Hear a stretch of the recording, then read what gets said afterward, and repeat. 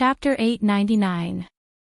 People should look forward to the future, but they couldn't always focus on money. Fong had never been an educated man, so it was normal that he couldn't keep up with the times. Therefore, it was necessary to help him establish a correct outlook on life and values. For example, money could never be used up.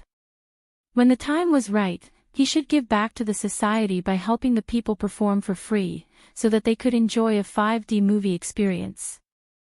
Although he would lose money, he would be giving back to the society, which would help him realize his self-worth. Looking at his confused face, Chen Fan knew that he didn't understand. But this was not a big deal. The current old Fong's state of mind was much higher than before. He did good deeds without leaving his name, risked his life, and used his private money to support a single girl for 3 years without asking for anything in return. Even in this era where people's hearts were not so fickle, it was still very rare. This world doesn't give the poor a chance to live. Earth, you don't know what's good for you. Heaven, you don't know what's good for you. I don't want to shed even half a star of blood in the mortal world. If I have a stomach full of resentment, I will feel the 6 ice flowers rolling like a brocade, so that my body won't be exposed. From now on, the Chuzhou city will suffer from 3 years of drought. Inside the brothel, someone would stand up and shout from time to time. This was a typical example of someone who was too engrossed in the scene and placed himself in it. There was no need for the staff of the brothel to remind them at all. Someone beside them would press them down so that they wouldn't spoil everyone's interest. In another brothel, in a remote corner, the man handed a handkerchief to the middle-aged man next to him and sighed. "Lord 5, wipe your tears." The middle-aged man wiped his tears and heaved a sigh. "Well done. It's a good performance." The burly man nodded. If he didn't know that this was a play, he would have rushed up and punched that dog official to death with 3 punches when blood was splashed on the white rope and snow was flying in the 6th month of June. The middle-aged man stared at the stage and murmured, "Doi's grievances could be redressed, but I wonder how many more people's grievances are still buried in the darkness." The burly man shook his head and said, "The imperial court is already vigorously investigating the unjust and false cases. Those filthy and ugly fellows hiding in the dark will one day be dragged out and exposed to the sun." The middle-aged man nodded. "Yes, the sun is about to rise. How could it be? How could she sue the Ministry of Justice?" Cui Qingming's face was filled with rage. The teacup in his hand fell to the ground and the tea splashed everywhere. He gasped for breath and loudly said, "Last time, we have already lost an assistant minister of the Ministry of Justice. Now, the assistant minister of the Ministry of Justice, Luigi, is only following that person's orders. That woman is still in prison. How could such a thing happen? She caused trouble twice a few days ago and has already attracted the attention of some people. Without a reason, we can't keep her in prison forever." Tsing Shichen shook his head and said, "I thought she would be more obedient after being locked up for so long. Who would have thought that as soon as she went out, the people following her were not paying attention and made her kneel in front of the Ministry of Justice?" Cui Qingming returned to his seat and calmed down for a while. Then, he said in a deep voice, "I will take care of this case. Otherwise, if it really gets investigated, not to mention Chu Ping, even you, the capital governor, will not be able to protect yourself." As soon as he finished speaking, a runner came in to report that the Ministry of Justice had arrived. Cui Qingming suddenly stood up from his seat, his face full of shock. How could it be so fast? The case of Miss Shuang of the Wonderful Sound Pavilion quickly had new developments. The case file of the capital governor's office that had accepted the case was full of loopholes and could not withstand scrutiny. The coroner who had examined the corpse also revealed the truth under the interrogation of the Ministry of Justice. That night, Miss Shuang was not killed by the criminal. Instead, she was tortured and humiliated to death. As for why the murderer was said to be the criminal who might not have appeared, they would have to ask the young master of the Chu family who was in the same room as Miss Shuang. The Chui family. A middle-aged man slammed the table and said angrily, "How could there be such a big oversight? Does Tsing Shichen not have a brain? Doesn't he know what time it is?" Then, a suspicious expression appeared on his face and he muttered, "Could it be Tsing Shichen? What good does this do for him?" Chui Qingming shook his head and said, "This case has attracted the attention of the court and the people. If it is found out, not only will he lose his position as the capital governor, but he will also lose his official position." The middle-aged man revealed a defeated expression. That Lu Yi is a ruthless character. It is said that there is no case that he cannot solve. This time, I'm afraid that the Chu family.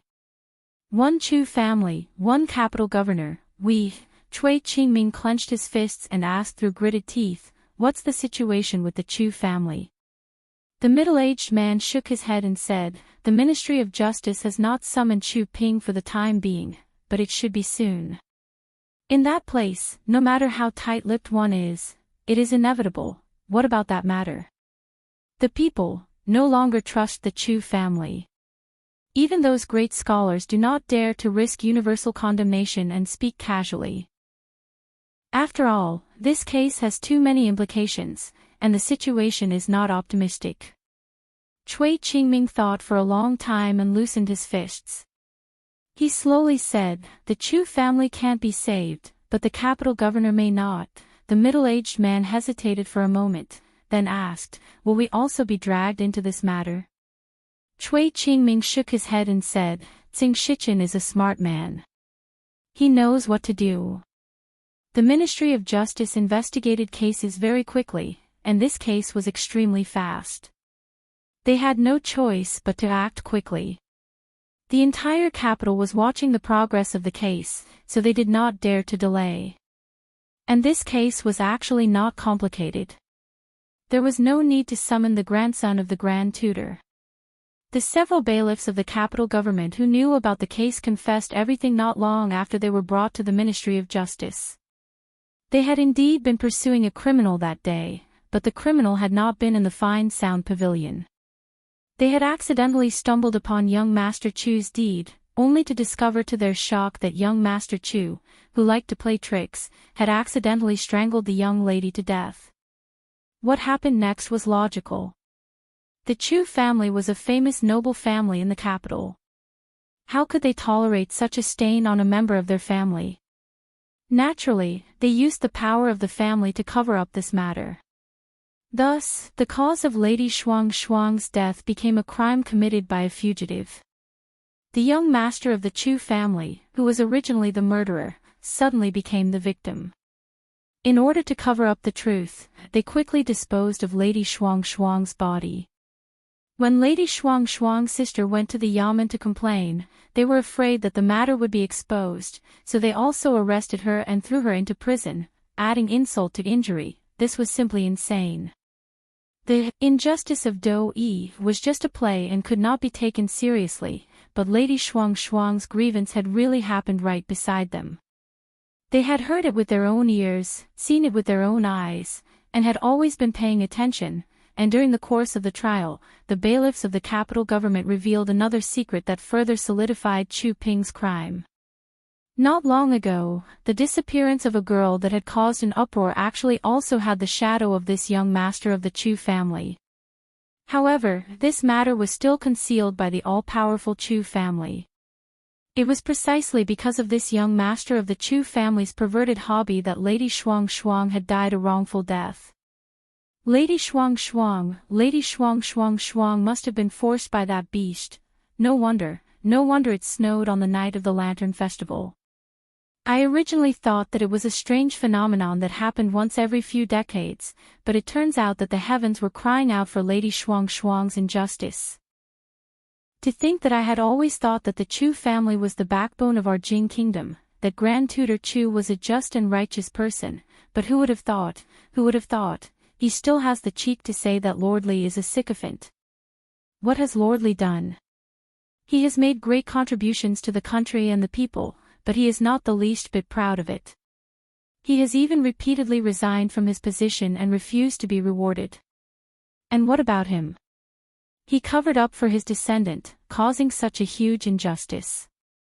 How can he still be called a scholar?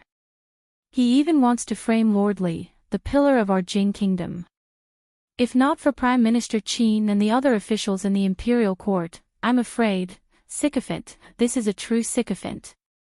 Old and undying, a great traitor to the country. In the court, Lu Qingtian slammed the gavel. Summon Chu Ping. A few bailiffs quickly walked out of the main gate and headed towards the Chu family. At first, there were only a few people following behind them. Soon, it became 10, then 100. After passing through an alley, the crowd behind them could no longer be seen. Chapter 900. The Chu family. Is this real or not, Grand Tutor? What should we do? The public's discontent is already boiling outside. They're coming here. Several elders paced back and forth in the hall with anxious expressions on their faces. Because of the Fine Sound Pavilion murder case, the Chu family had already been pushed to the heart of the struggle. As the case progressed, although most of the officials could still maintain their calm due to the prestige of the Grand Tutor, the common people of the capital had already lost trust in the Chu family and the elders. Yesterday, a rather famous scholar had been smashed in the head with a rock for merely saying, a sycophant harming the country, against County Marquis Li. His body was covered in rotten leaves and he was in an extremely sorry state. When he returned home, even the walls of the courtyard had been pushed down. The cause of all this was the Chu family. The Chu family had won the hearts of the people, but they had also lost the hearts of the people. The old man before them was just an ordinary old man. Grand Tutor Chu sat in a chair with a calm expression. It was impossible to tell what was on his face. He only stared blankly at the door as if in thought, but his eyes were empty. A servant of the Chu family ran in a panic and shouted, "The Ministry of Justice is here." Several constables walked in and slowly bowed to the old man in the chair. The one in the lead said, "Lord Grand Tutor, we suspect that your grandson is related to a serious case. Please come with us, young Master Chu." A middle-aged man rushed out from the side and shouted, "You think you can take Ping away just because you suspect him?" The constable took out an item from his sleeve and handed it over. He bowed and said, "Lord Chu, this is a warrant from the Ministry of Justice. Please take a look." The middle-aged man didn't even look at the warrant. He said coldly, "How can a member of the Chu family be taken away so easily by the Ministry of Justice? Without His Majesty's imperial edict, I'd like to see who dares to act recklessly in the Chu family." The constable's face showed some difficulty when he heard this. This was the Chu family. The Chu family was different from other family clans.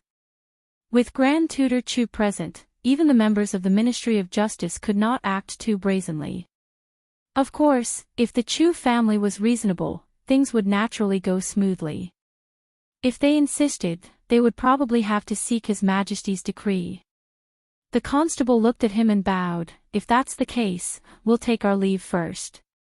After the bailiffs left, the middle-aged man quickly walked up to Grand Tutor Chu and said loudly, "Father, are you going to watch as they take Ping away? Qin Wen is right. The change of dynasties, the rise and fall of clans, these are all fated. How can there be a dynasty that can last for thousands of generations? How can there be a clan that can last forever?" Grand Tutor Chu climbed up from the chair with some effort and murmured, "This old man is really old. When one gets old, it's easy to become confused. Father, I'll leave this matter to you." A few constables walked out of the Chu family's door, but they did not leave. This was because in front of them was a crowd that stretched as far as the eye could see. Where is Chu Ping? Why didn't that beast come out? Is it because the Chu family refuses to release him? Before the constables could answer, the crowd had already surged forward. When the Chu family's gatekeeper saw the black mass of people, he was frightened out of his wits and immediately closed the door. "Hand over Chu Ping. Hand over the murderer." Return Lady Shuang's innocence. The people inside, listen up. You have been surrounded. Hurry up and hand over Chu Ping.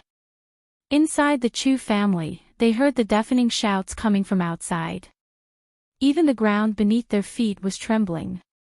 The faces of the elders were pale and their hearts were filled with extreme fear. It was not difficult to imagine how many people were outside from the sound and the situation. Once the Chu family's door was breached, the entire Chu family would be razed to the ground. Inside the Chu family's ancestral hall, an elder with white hair and beard faced the memorial tablet of the Chu family ancestor. He knelt on a praying mat as tears streamed down his face. Unfilial descendant, you have brought shame to the Chu family ancestor. In the capital's county government, County Magistrate Liu, who was flipping through the case files, jumped in fright when he heard the voice that resounded throughout the capital. He was caught off guard and the pen in his hand fell to the ground. In the imperial palace, Emingsu put down the memorial and slowly walked out of the hall. She looked at the sky outside the palace walls. What's the situation outside? She seemed to be talking to herself.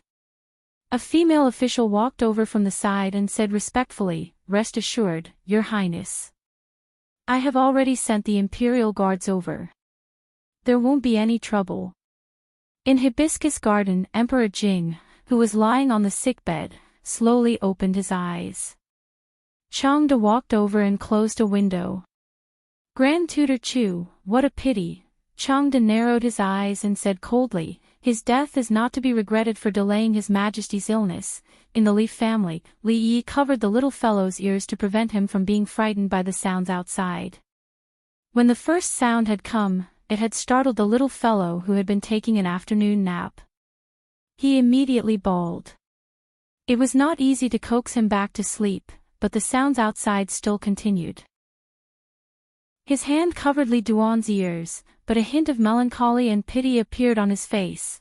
At this moment, whether inside or outside the capital, no matter what they were doing, almost everyone stopped what they were doing and raised their heads to look at the sky. In the sky, there were birds fleeing in all directions in fright. Hand over Chu Ping. Hand over Chu Ping. The Chu family. The tightly shut doors slowly opened. Everyone was about to rush in when they saw the old man with the cane in front of them. They could not help but take a few steps back. The deafening sounds also gradually quieted down. All of this is my fault. Grand Tutor Chu handed his cane to the servant next to him and slowly knelt in front of the crowd. In a hoarse voice, he said, "I have let down that lady, let down the ancestors of the Chu family, and let down the people of the world. Grandfather, get up. This is not your fault."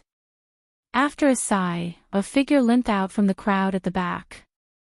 He walked in front of Grand Tutor Chu and carefully helped him up. He smiled and said, "It's not a good feeling to kneel. You're already so old. Kneeling like this will hurt your legs." Two servants of the Chu family hurriedly helped Grand Tutor Chu. Chu Ping did not even look at the crowd discussing outside the door. He slowly knelt in front of Grand Tutor Chu and heavily kowtowed. "I didn't mean to kill Lady Shuang. However, it's no longer important to say these things now. You've brought me to so many places in the past, seen so many sceneries, and met so many people. I'm really grateful to you." Chu Ping kowtowed again. As he stood up, he said, "Everyone says the capital is good. In the past, when I was outside, I always thought about coming back. Only after coming back did I realize that the capital is actually the most boring place. Thank you. I'm sorry." He stood up and apologized to Grand Tutor Chu. He turned to face the vast crowd outside the Chu family and said loudly, "Everything that I, Chu Ping, have done is my own doing. It has nothing to do with the Chu family." Thud. Thud. Thud. Thud. He knelt down on both knees and heavily kowtowed 3 times to the crowd. After the 3 kowtows, there was no more sound. He knelt there silently. The constable closest to him seemed to have thought of something. He took a step forward and gently pushed him. Chu Ping's body fell sideways.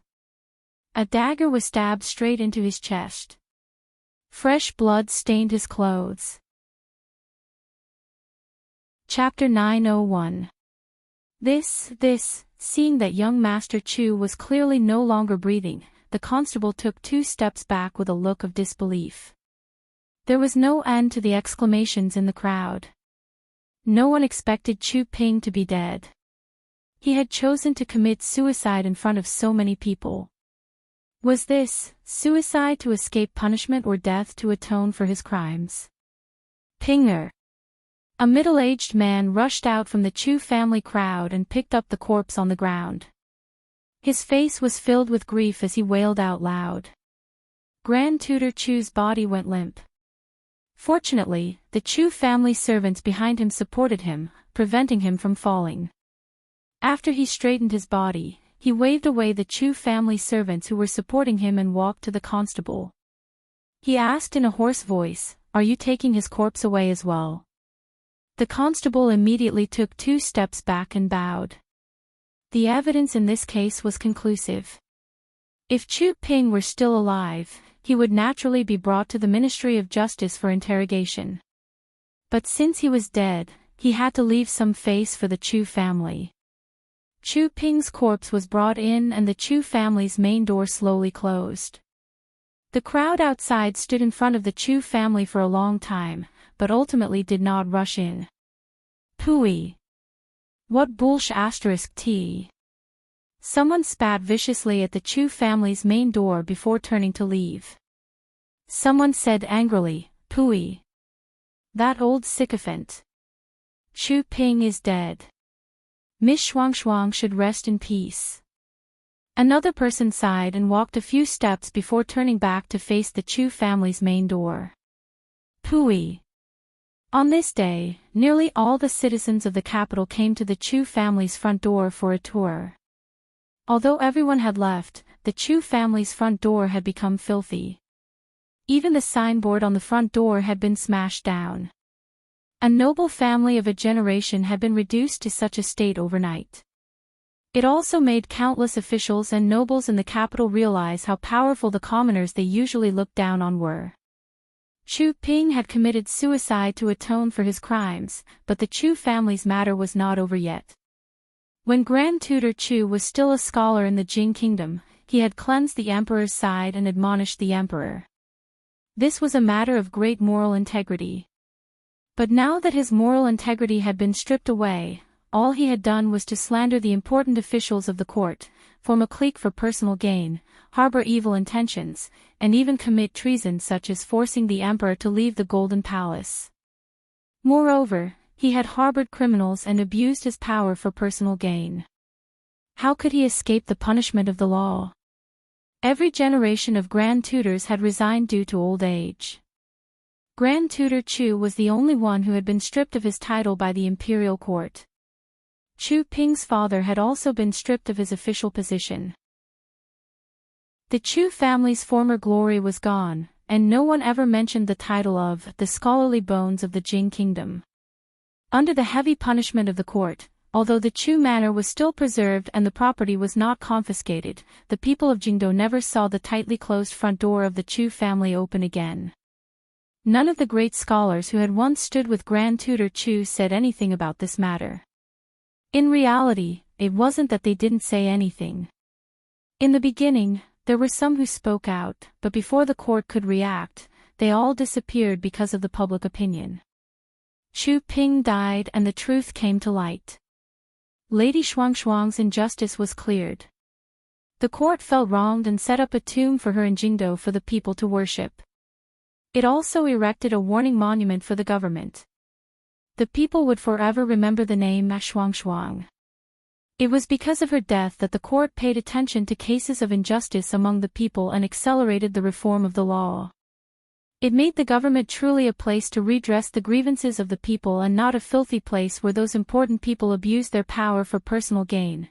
In this process, there were also some things that happened that exceeded everyone's expectations. After the case was concluded, the capital governor Tsing Shichen, who was deeply involved in this case, was restored to his position. Although he was also fined 3 years of his salary, compared to the impact of this case and the Chu family's ending, it was really nothing. The reason was that Lady Shuang's older sister was very protective of this Sir Tsing in court. Although she had been arrested and thrown into the Yaman's prison, from beginning to end, she had not been mistreated or treated unfairly. The Yaman's bailiffs had taken good care of her in prison. Even when she was able to walk to the Ministry of Justice, it was the Yaman's people who escorted her. This clearly didn't make sense. If Tsing Shichen really wanted to seal her mouth, then he should have silenced her as soon as possible. Why did he give her so much preferential treatment? Even when she was being tortured, he played it down and went through the motions. In reality, when a few clever people heard this, they had already figured out the whole story. This Sir Tsang had arrested her and thrown her into prison. It looked like he was persecuting her, but he was actually protecting her. This was because the Chu family's background was very deep. Grand Tutor Chu alone could unite many of the great scholars, and even half of the officials in court to slander a pillar of the court who had made a great contribution to this country. What was a capital governor to them? He couldn't resist the Chu family, so he could only use this method to protect the girl. Otherwise, Lady Shuang's case would probably never be overturned. A loyal official became a sycophant, a clean stream became a dirty stream, an upright official became a treacherous official, and then became an upright official again. Just like these days in the capital, the storm rose and then calmed, and then rose again. The injustice of Do-yi came to an end, and there was a new show in the brothel.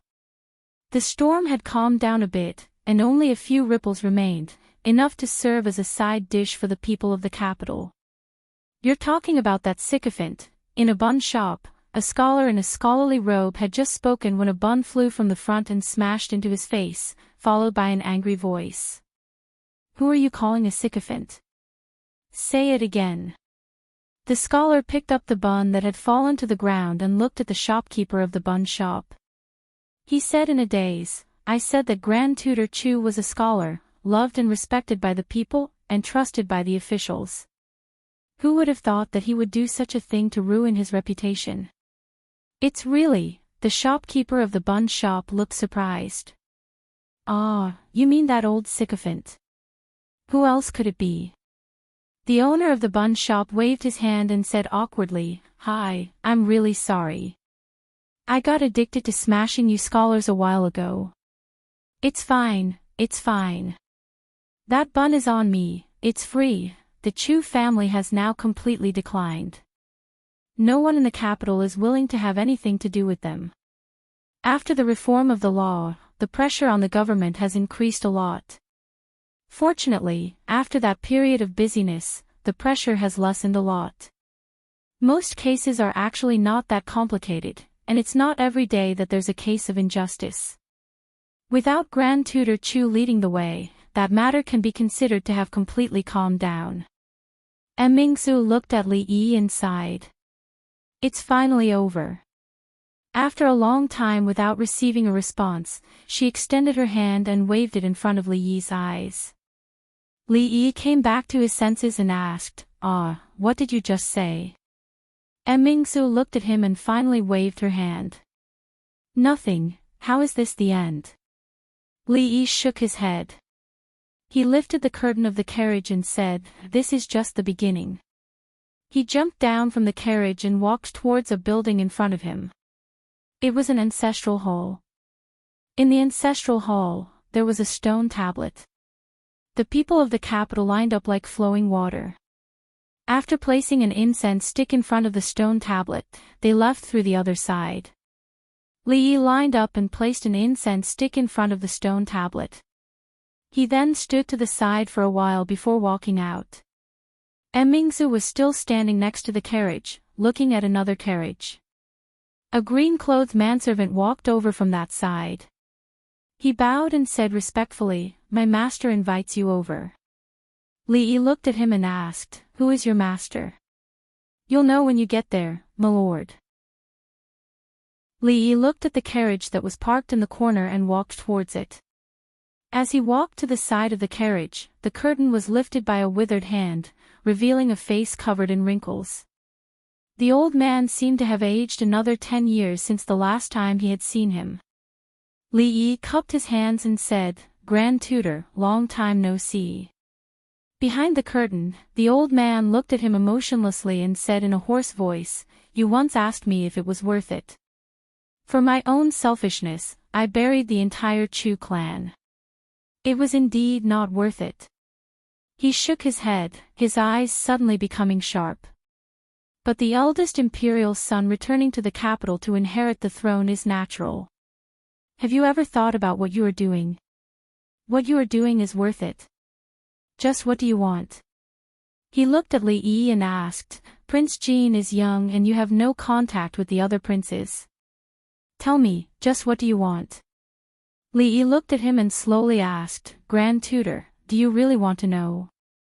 Grand Tutor Chu said nothing and only stared fixedly at him. "Since Grand Tutor wants to know."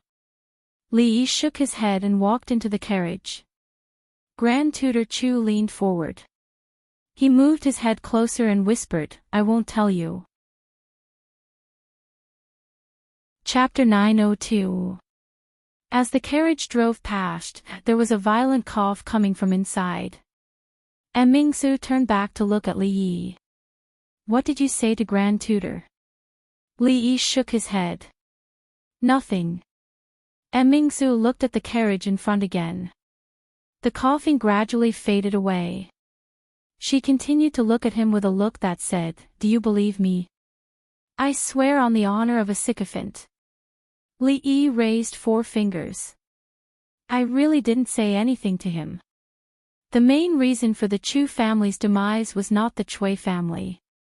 Under normal circumstances, the 2 crimes that Chu Ping had committed, according to the previous laws of the Jing kingdom, were nothing more than a high-class person killing a low-class person and having to pay some silver taels. Even Chu Ping himself might not be severely punished. The real reason was Grand Tutor Chu. From his inaction in the beginning, or his shielding, to his worsening later, Grand Tutor Chu could not turn back, nor could the Chu family. All of this was caused by Grand Tutor Chu, who cherished his reputation and was extremely famous. The Chu family rose because of its reputation, and was also dragged down by it. It was a century-old family that had fallen to such a state. He had once asked Grand Tutor Chu whether it was worth it or not. Grand Tutor Chu did not answer, but gave the answer with his actions. But no matter what, this old man was once prominent and was still watched by countless people. If he was told that the king of Shu was not his majesty's biological son, and that he wanted Mingsu to be the empress, Grand Tutor Chu might have a heart attack or a brain hemorrhage. If he was not careful, he would not be able to clear his name. The 2 did not get on the carriage again, but walked back. When they were about to walk past the ancestral hall, 2 figures walked toward them. The middle-aged man walking in front raised his head and was slightly stunned. He immediately cupped his hands and said, "Greetings, Your Highness." "Greetings, Lord Li." Mingsu turned back to look at Li Yi, the doubt in her eyes obvious. "Qin He, the 5th son of Prime Minister Qin." Li Yi explained to her, then looked at 5th Master Qin and pointed at his hair, his eyes full of doubt. "Oh, about that." 5th Master Qin smiled and said, "I'm old, so I'm not like you young people." Li Yi nodded and then slightly cupped his hands. "Thank you, Prime Minister Qin, for dealing with the matters in the court recently. Please thank him on my behalf. I will personally visit him another day to thank him. My father is only doing what he thinks is right. We can't say anything." 5th Master Qin shook his head and said, "However, I will convey Lord Li's message." Li Yi looked at the ancestral hall behind him and asked, "Did you also come to pay your respects to Lady Shuangshuang?" 5th Master Qin nodded and said, "Although Lady Shuangshuang is no longer here, her death is meaningful. There are so many people who remember her, and there are countless people who are deeply grateful to her. Her death alone accomplished something that the entire court could not do. It is worthy of worship. On the way back, Mingsu looked at him and asked, "Is he Qin He, the Qin He that Uncle Wang mentioned?" "What? He doesn't look like him." She shook her head and said, "I just feel that a person who is worthy of Uncle Wang's evaluation shouldn't be like this." Don't be fooled by this fifth master of the Qin clan's sloppy appearance. Li Yi smiled and said, "He's a truly powerful person." In the ancestral hall, after the two of them burned incense in front of the stone tablet, they entered the ancestral hall. As soon as they entered, they saw a statue of a woman the size of a normal person. Below the statue was a spacious platform. After people burned incense outside, they would place the things they brought to pay their respects on this platform. The burly man asked mysteriously, "Fifth Master, the person beside Lord Li just now was the princess. What, do I not look like her?" Fifth Master Qin casually asked as he placed a plate of pastries in the box on the platform. "To be honest, she doesn't look like her." The burly man nodded. Just as he was wondering why he hadn't noticed before, he suddenly heard a cracking sound. He turned his head to look at Fifth Master beside him and said in surprise, "Fifth Master, where did you get the apple in your hand?" Fifth Master Qin casually pointed to the fruit plate on the platform that was clearly missing an apple. "There, it tastes pretty good. Do you want it?" "This." The burly man looked at him in disbelief. "This was given to Lady Shuang by someone else." "Fifth Master, you, Shuang." Fifth Master Qin shook his head and said, "She doesn't like eating apples. It's a waste to keep it." Crack. Another sound. "What are you doing over there?" At this moment, there were still many people in the ancestral hall. When someone raised his head and saw this scene, he immediately stood up in anger. "You even dare to eat something given to Lady Shuang? Has your conscience been eaten by a dog?" "What? Who did it?" "Take them to the officials." The burly man grabbed an apple and grabbed Fifth Master Qin's arm. He hurriedly said, "What are you waiting for? Run." A moment later, in an alley in Jingdo, Fifth Master Qin panted heavily. He patted a footprint on his body and asked, "What? How is this apple?" The burly man took a bite and nodded. "It's crispy and sweet. Why doesn't Lady Shuang like it?" Fifth Master Qin leaned against the wall and sighed. "Yes, I also don't understand why she doesn't like it." He was silent for a moment. After waiting for the burly man to finish eating the apple, he said, "Wu Er, how long have you been following me?" The burly man froze for a moment. In the next moment, he threw away the apple and clapped his hands. Solemnly, he said, "Fifth Master, tell me, what do you want me to do this time?" "Go follow the little Duke and see what he's been doing these days. I'm the best at following people." The burly man patted his chest. "With me doing things, Fifth Master can rest assured. The trail is broken." Li Yi sighed and said, "How could it be broken?" Lu Yi shook his head and said, "The Ministry of Justice and the Secret Intelligence Bureau couldn't find anything. The person behind this case must have great power in Jingdo." Li Yi rubbed the space between his brows and suddenly felt a headache coming on. He tilted his head to look at the princess and said helplessly, "Now there's only the Cui family left. Why don't we choose another path?" Mingsu looked at him and asked in confusion, "What path?" "I know a path that leads directly to the central lake of the Academy of Mathematics. If we go at night, we'll definitely not be discovered. Why don't we take advantage of the darkness and wind, sink the Cui family into the lake?" "You also think this is a good idea, right? It's simple, convenient, and saves time. Do you want me to help you kidnap Consort Cui out of the palace?" "If you can help, that would be great." Li Yi met her eyes. Lu Yi quickly looked out the window. A moment later, Li Yi shook his head and said, "Forget it. It's dark and I can't see the road clearly. Let's think about it at length." If the Chui family could be taken down so easily, father wouldn't have waited until now. Immerse shook her head and said, 20 years ago, their power had already seeped into every corner of the imperial court. They also have a good reputation among the people. Although they are not as powerful as before, they still have a foundation that cannot be underestimated. Li Yi sighed and said, that's why I said it's more convenient to choose another path. Fong strode in from outside and handed him an envelope. He said, young master, there's news from Wu Air. Li Yi opened the envelope and looked at it. He handed it to Lu Yi and said with a smile, isn't it connected now? Chapter 903. Li Yi handed the letter to Lu Yishui and said, keep an eye on Qin Yu. You should be able to find something. Lu Yishui took the letter and looked at it. He nodded and said, I understand. Immerse seemed to understand what he wanted to do. When she walked into the courtyard, she turned around and asked, are you going to deal with the Chui family the same way you dealt with the Chu family? The Chui family has many henchmen. They won't do many things themselves. As long as the matter of the king of Shu is not exposed, unless the Chui family is plotting a rebellion, it won't have much impact on the general situation. Li Yi shook his head and said, let's take one step at a time. A dam of 1,000 miles will collapse because of an ant's nest. If we add up all the things one by one, it might be the last straw that breaks the camel's back. Mingzhu's tone was firm. We can't let father know about that matter no matter what. Of course I know that.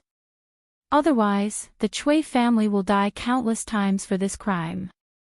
Li Yi had thought about this contradiction many times.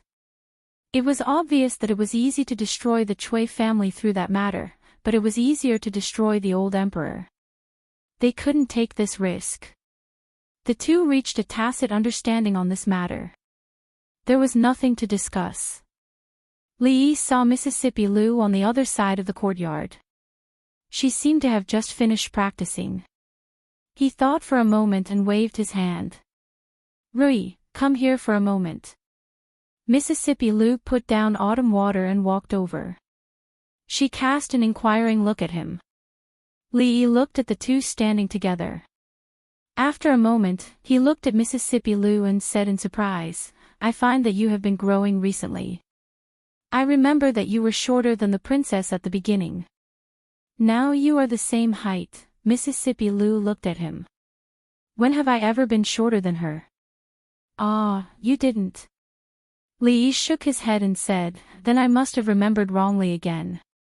I don't know what happened to my memory recently. Li Yi walked the princess out the door and saw sister-in-law Fang walking over from afar. When he saw the person beside her, he was instantly stunned.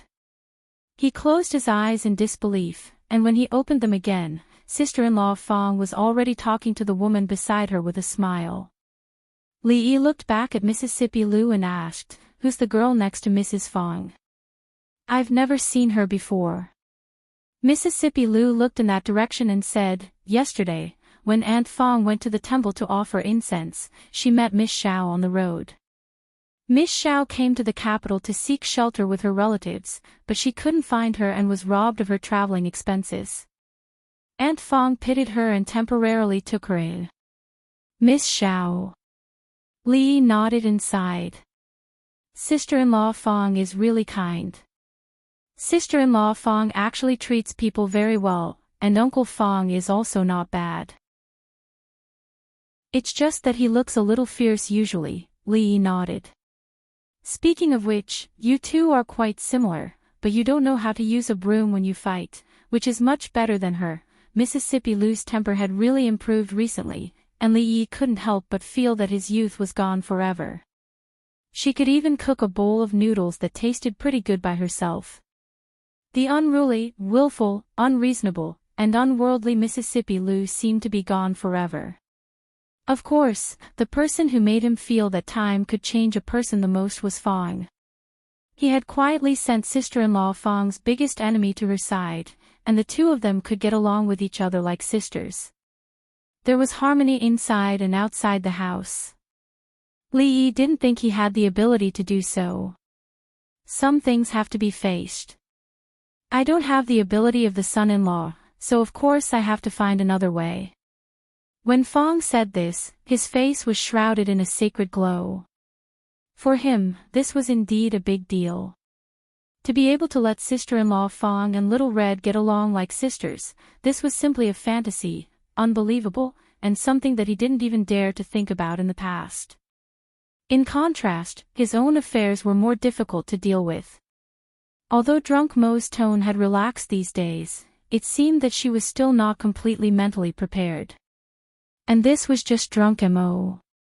The road was long, and the revolution had not yet succeeded. Comrades still needed to work hard. In the old house of the Xing family, Drunk Mo helped them make tea. When they walked back to the room, Xing Shichen said, "After this incident, the Chui family probably doesn't trust me much anymore." This did not come as a surprise to Li Yi. That case involved a lot of people, and it was the focus of the entire capital. Removing him from it would undoubtedly be a hell of a challenge. One careless move and it would cause a wave of public opinion. When the Chui family knew that they couldn't protect the Chu family, they had actually used the power of the court to protect him, the capital governor. However, they encountered great obstacles, and in the end, they had no choice but to stop.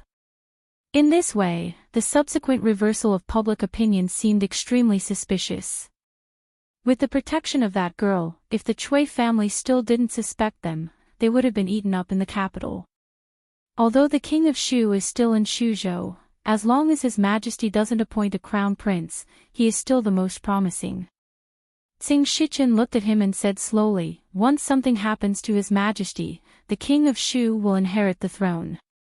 This is almost without a doubt. Until now, are you still not willing to tell me which side you are on? Although the Chui family probably won't do anything to you, you still have to be careful." Li Yi didn't answer. He just warned him and turned to go inside. A thoughtful look appeared on Xing Shichen's face. After a moment, he dipped his finger in the tea and wrote 2 words on the table. Soon, he crossed out the 2 words, Prince Jean, on the stone table. In the situation where His Majesty still had adult princes, the possibility of a child inheriting the throne was too small. For the sake of the overall situation, His Majesty would not make such a choice. On this point, Li Yi definitely knew better than he did. As for the other princes, whether it was status or talent, they were far inferior. More importantly, those princes were far away in their fiefdoms, and Li Yi had no contact with them. Apart from Prince Jean, among the princes, there was not a single one who had both a high status and a close relationship with him. However, he had a close relationship with the princesses. She had offended the king of Shu for Princess Yongning, causing the Chui family to see him as a thorn in their side. Princess Shaning was also very close to him, and there was no barrier when they got along. As for the eldest princess, needless to say, it was said that they were close friends when they were in Qing and Prefecture. In the past few years in the capital, the eldest princess established the Women's College and the Women's Union. She was deeply loved by the women in the capital, and founded the academy, which won the hearts of the scholars in the world. Ever since she took over the government, all the civil and military officials in the court would praise the eldest princess when they mentioned her. There were countless officials in the court who were as loyal to her as they were to His Majesty. Who would still dare to treat her as a woman?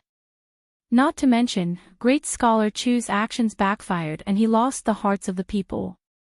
Her Highness reformed the law, which was also applauded by the people. Behind all these things, there was actually his shadow. It was strange that he didn't know what he was thinking. Instead of supporting a prince, he spared no effort to do these things for the eldest princess. What was he thinking?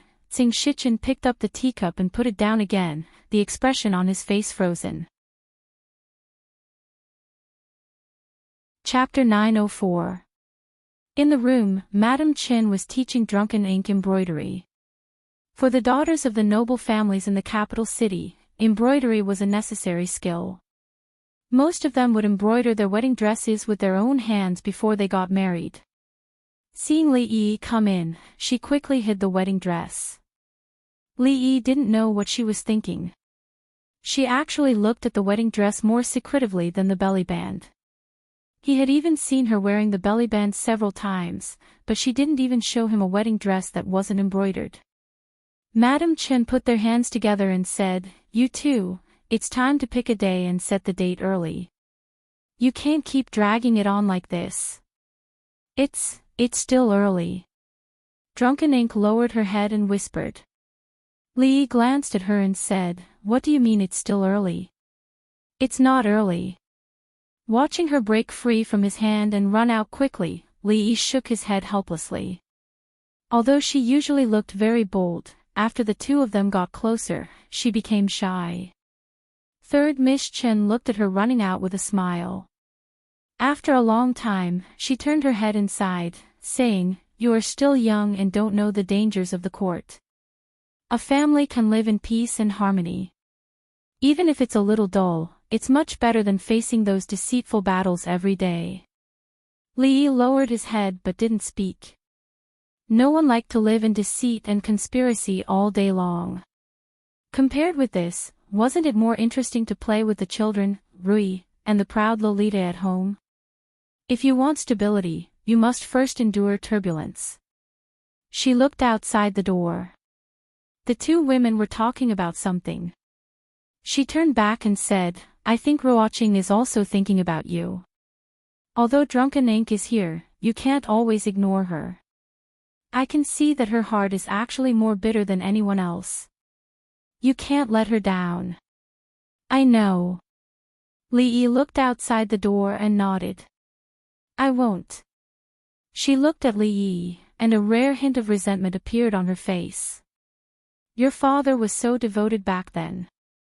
In order to elope with your mother, he didn't even want the inheritance of his family. Why is it that when it comes to you, you just have to provoke so many debts of love?" An awkward expression appeared on Li Yi's face. Unable to refute, he could only remain silent. She patted the back of Li Yi's hand and said, "All right, it's your good fortune to be able to gain the favor of so many wonderful people. I only hope that in the future, you won't hurt anyone's heart." After saying that, he stood up and said with a smile, "When it comes to you, I can't help but talk too much. Accompany them well, I'm going back." Li Yi stood up at the same time and saw her out. He watched as Qin Chong walked out of the tea house across the street. A servant girl of the Qin estate helped her into the carriage. Just as Qin Chong was about to get into the other carriage, Li Yi suddenly asked, "Is official Qin this free every day?" Qin Chong's hand, which had already lifted the curtain, lowered again. He countered with a question, "Could it be that official Li plans to go to the princess and report me? I'm not the kind of person who would report on someone." Li Yi shook his head. "I just want to advise official Qin that you are an official of the imperial court. Every month, there will be a few days where you have to pretend to be working hard. Of course, other than this, I also have a small matter to remind official Qin." He slightly lowered his voice and said, "Stay as far away from the Chui clan as possible." A scornful expression appeared on Qin Chong's face. Just as he was about to speak, he heard the second half of Qin Chongqing's words and froze. He asked, "What do you mean?" "Official Qin will understand," Li Yi looked at him and said once more. Then he turned and walked back into the courtyard. Qin Chong was left standing there, his expression solemn. Thousands of thoughts had already flashed through his mind, and in the end, they all boiled down to a certain message. The Chui clan was probably going to change. When Li Yi walked back, Zui Mo walked out of the room and asked, "Has Madam Chen left?" "She's gone back." Li Yi walked over and put his arm around her slender waist. "She asked me to spend more time with you too." Who asked you to spend more time?" She looked frantically at Xing Shichen, who was sitting in the courtyard drinking tea, and hurriedly pushed him away. Then, she seemed to realize something. Looking at him, she asked uncertainly, "You too?" Li Yi turned and walked quickly in Xing Shichen's direction. Lord Tseng, what do you think about that matter just now? I think that the king of Shu has no talent or virtue, and is indeed not suitable for the throne. Otherwise, the country that His Majesty and the courtiers have painstakingly stabilized would probably be destroyed in his hands. Xing Shichen thought for a moment and said, among the many princes, His Highness King Jin is an outstanding person, and his status is equally noble. However, King Jin is too young, and it is difficult for him to ascend to the throne. At present, apart from His Majesty, the only one who can govern the country well is the eldest princess. However, the eldest princess has already set a precedent by assisting the government. It is really. Li Yi looked at him in surprise and asked, is this what we were talking about just now? What Xing Shichen said was very reasonable. In fact, the more they talked about it, the more he felt how difficult it was to let Emingzu wear that uniform and experience the temptation of the dragon robe. Their original purpose was just to prevent this great country from falling into the hands of the king of Shu. Now, the king of Shu had been eliminated in advance. She did not want the old emperor to know about this, but she would never agree to let the Li family's country fall into the hands of others. In the pavilion in the middle of the lake, Her Highness nodded. That's right. No matter what, this country cannot fall into the hands of the king of Shu. This pavilion had become a place where the two of them talked in secret more and more frequently. Because there was lake water everywhere and the sound of waves was mixed in, unless someone had clairvoyance and hearing, they would not be able to hear what they were talking about. He looked around. There seemed to be a flash of light in the trees by the shore of the lake and disappeared in an instant. Emingzu suddenly said, King Ning has returned to Qing and prefecture. Li Yi looked back at her and asked, it is already June. They should have returned long ago. What is so strange about this? It is because King Ning has returned that it is strange. Emingzi shook her head and said, this time, only King Ning has returned and taken the military seal. It is enough to mobilize 2,000 soldiers. What can 2,000 soldiers do? It is enough to confiscate the ancestral home of the Chui family in Qing and prefecture. As for rebellion, I'm afraid it is far from enough. Li Mingzhu looked at the surface of the lake for a long time before turning around. A hint of confusion appeared on her face. I suspect that Fu Wang and Ning Wang Shu are hiding something from us, and from the court officials. I can't see it. In the low trees by the lake, Li Xian looked at the two people in the pavilion with their backs facing him and murmured helplessly. With great difficulty, he saw Emingzu turn around. He immediately became alert and tightened his grip on the binoculars in his hands.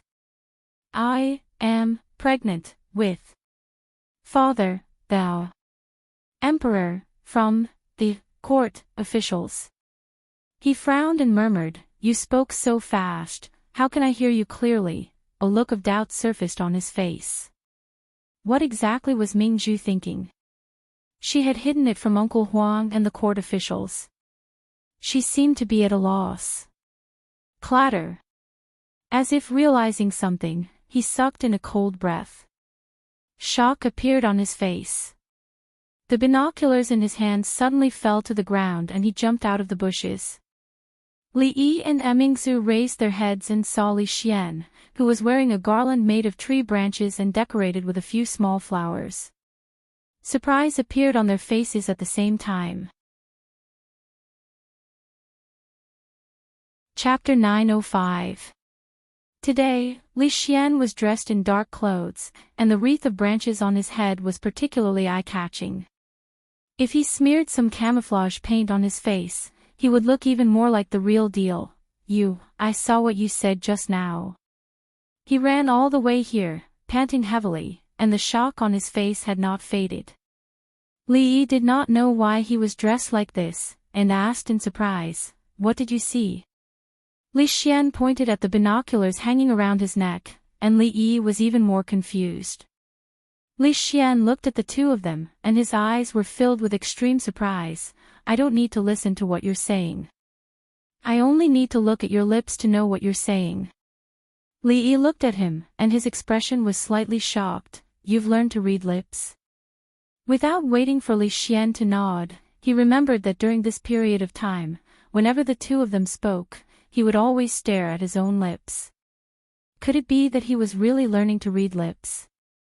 Then he looked at the binoculars hanging around his neck. Could it be that the purpose of him learning to read lips was to peep and eavesdrop? This guy, what was going on in his mind? Li Yi's lips moved, and he asked in disbelief, Did you see what I said just now? It's useless even if you scold me. Li Xian's gaze swept back and forth between the two of them, and he said, I've already seen what you've said just now. Li Yi and Mingzhu looked at each other, and they both felt a headache coming on. The reason why the two of them chose this place was to avoid Li Xian. After all, with his character of wanting to see the world in chaos, if he knew about this matter, he might cause some trouble. But no matter how careful they were, they never expected that he would purposely learn to read lips, and the binoculars hanging around his neck were probably high-quality products from the Academy of Science. How could there be such a bored person in the world? This is really too disgraceful.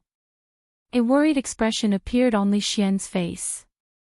He looked at Mingzhu, and said with a pained expression, You are the princess, you too, how could you do such a thing? Looking at the extremely agitated Li Xian, Li Yi looked back at Mingzhu and said, Why don't we sink into the lake? Looks like we can't hide it anymore. Li Yi sighed, and looked at Mingzhu again, and asked, You or me? Li Mingzhu waved her hand and sat on a stone chair to the side. She looked at the calm lake and said, Speak. Li Yi nodded. He looked at Li Xian and asked again, What did you hear just now? You don't have to test me. Li Xian glanced at the two of them and said, If the imperial uncle, the court officials, and the entire world were to find out about this disgraceful and heinous act, the two of you would no longer have a place in the Jing kingdom. Li Yi shook his head. It seemed that he was really bored to a certain extent, and indeed learned to read lips. At this point, there was no need to test him anymore.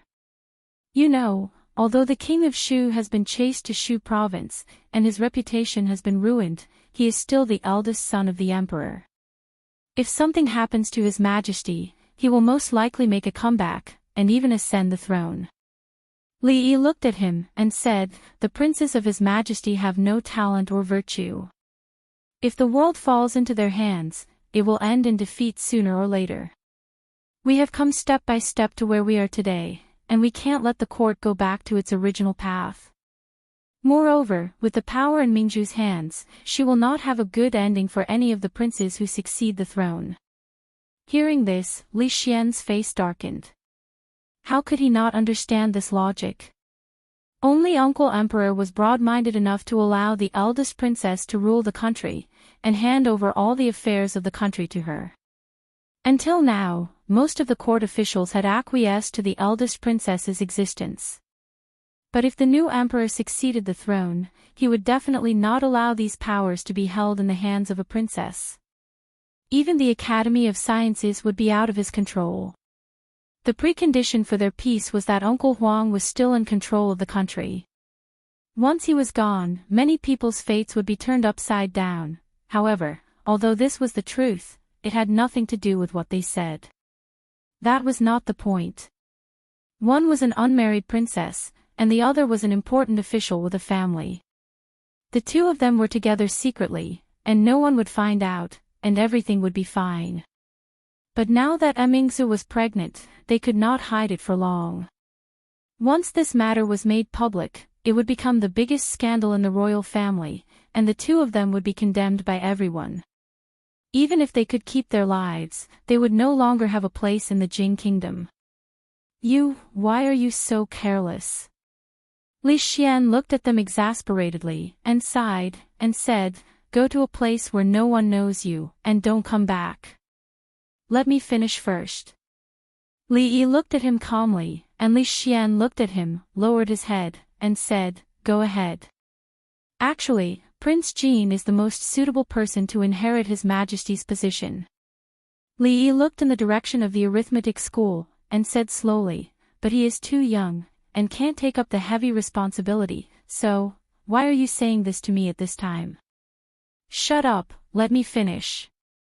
After Li Xian completely shut up, Li Yi said again, so, we have to push Mingzu to that position. Li Xian was stunned, and looked at him in surprise, and asked, push to what position? His Majesty's position. Li Xian looked at him, and then looked at Mingzu, and rubbed his head, and waved his hand. Wait a minute, I'm a little confused now, let me sort it out first. After a long time, he raised his head again, and asked, isn't Mingzu pregnant? Her Royal Highness stood up abruptly, and her pretty face blushed. She looked at him and said angrily, what nonsense are you talking about? Li Xian said in a daze, I clearly saw that you said you were pregnant. How long have you been learning to read lips? Li Yi thought for a moment and suddenly asked. Less than a month, Li Xian said after thinking for a moment. Li Yi looked straight at him and asked, you rushed over because you thought Mingzu was pregnant? Li Xian nodded and said confidently, what else could it be? What you said just now, was it because of this? Li Yi rubbed his forehead, and asked again. Li Xian was surprised, and said, could it be that Mingzu is not pregnant, and I'm seeing things? After saying that, he suddenly had a look of realization, and looked straight at Li Yi. Wait, what did you say just now? What position should we push Mingzu to?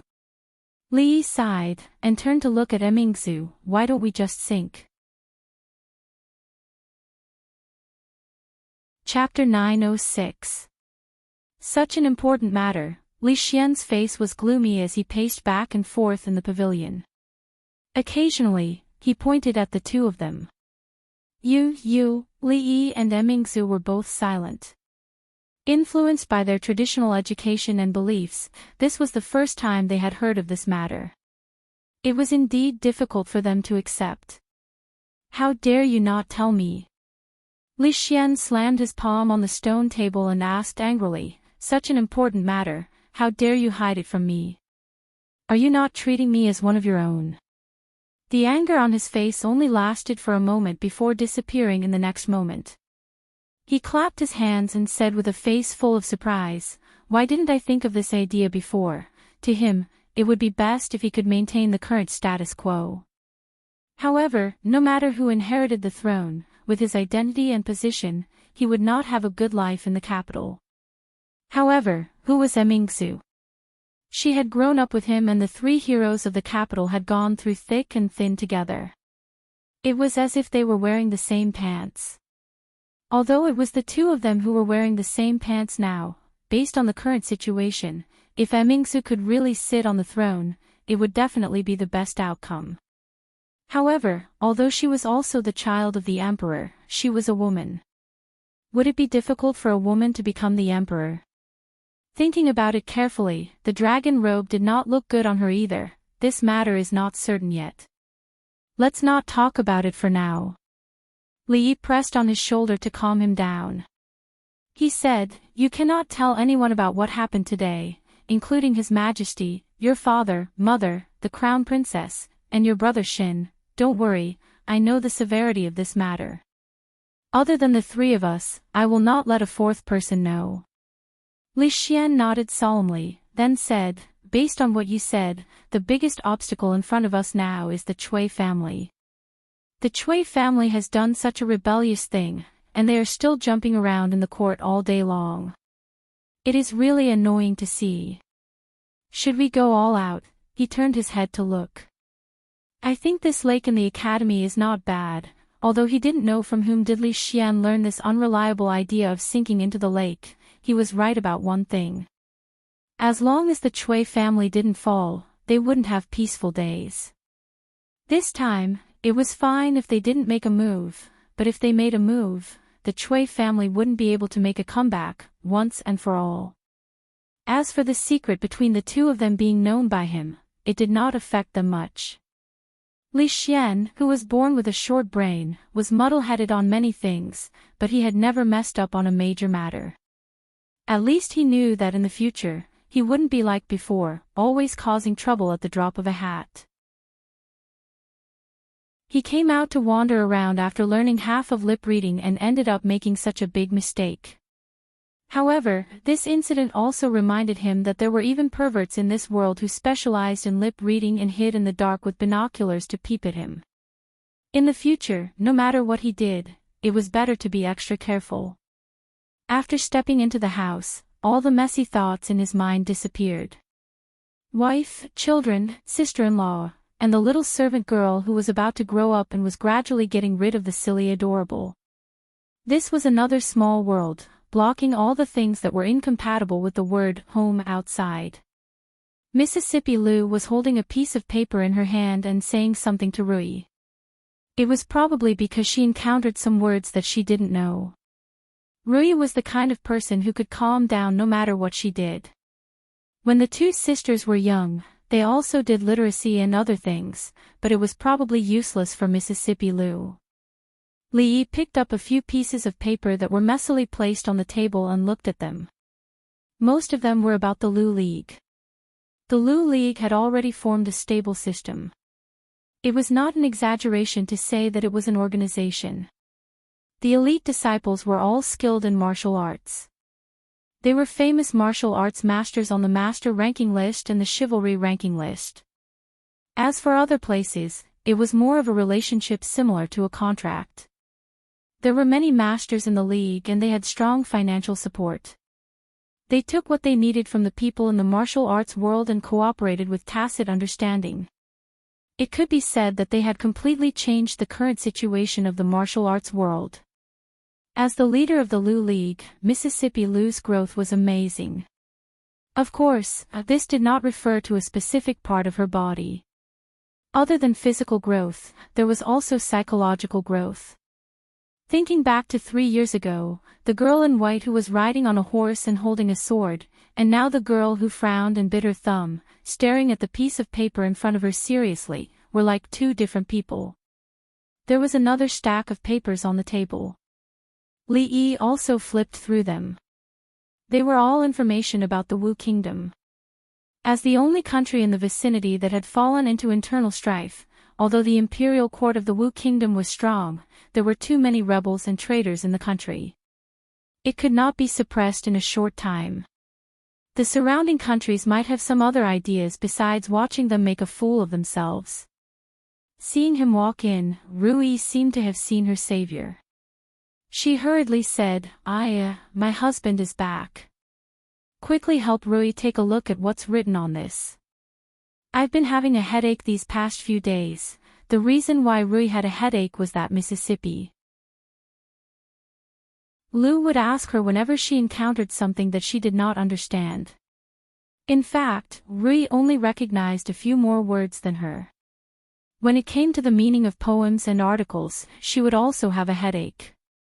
As for why Mississippi Lu did not ask him directly, Li Yi also felt strange. After Rui spoke, Mississippi Lu reluctantly handed the paper to him. Li Yi glanced at it and knew the reason why Mississippi Lu had a headache. This was something similar to the Imperial Court spy report. The words and sentences were not like ordinary letters. It was very official and difficult to understand. It was normal for people like Mississippi Lu, who were still in the stage of literacy, to not understand it. Li Yi looked at it and said, "It says that Princess Duanrong of the Wu Kingdom joined forces with a traitor and conquered 2 provinces of the Wu Kingdom in a row. She was captured alive by the Imperial Court and will be executed in a few days." What? Mississippi Lu's expression changed dramatically. Of course it's a lie. Li Yi put the paper aside and said, "It's true that they conquered 2 provinces. They have a lot of soldiers under their command. They used to be in the military camp and have good strength. Now they are in a stalemate with the Imperial Court of the Wu Kingdom. Nothing will happen in a short time." Mississippi Lu took a deep breath, and her chest rose and fell a few times. She looked at him and said, "Come here, I'll show you something good. Did she think he was stupid? If he went with her now, nothing good would come out of it. Li Yi took Li Duan from Rui's arms. After such a long time of guidance, the 8-month-old little guy could make clearer father and mother. Of course, he still called Xiao Nyang more often. Rui sat down beside him and said softly, I went to see Sister Zumo today. Li Yi turned to look at her. I've already talked to Sister Zumo. She said that after a few days, she will move in with us. Li Yi looked at her in surprise. She agreed. Rui looked at him in confusion and asked, why not? Li Yi suddenly doubted the meaning of life. He nagged her about this matter every day. All his efforts were not as good as a word from Rui. This was a bit too hurtful. When he walked out of the door gloomily, he met a little maid who came in. She looked up at him and said, Young master, second miss asked you to go to her room. She has a question to ask you. What question could he not ask just now? Why did he have to go to her room? Walking to Mississippi Lu's room on the other side, the door was open. Li knocked on the door and stepped in. Mississippi Lu sat at the table, looked up, and said, Close the door. Li closed the door, then turned his head and asked in confusion, What's the problem? Why close the door? Chapter 907. At the door of Mississippi Lu's room, Xiaohuan leaned against a pillar while munching on melon seeds. She carefully listened to the movements inside the room. Inside the room, Li Yi was thrown onto the bed.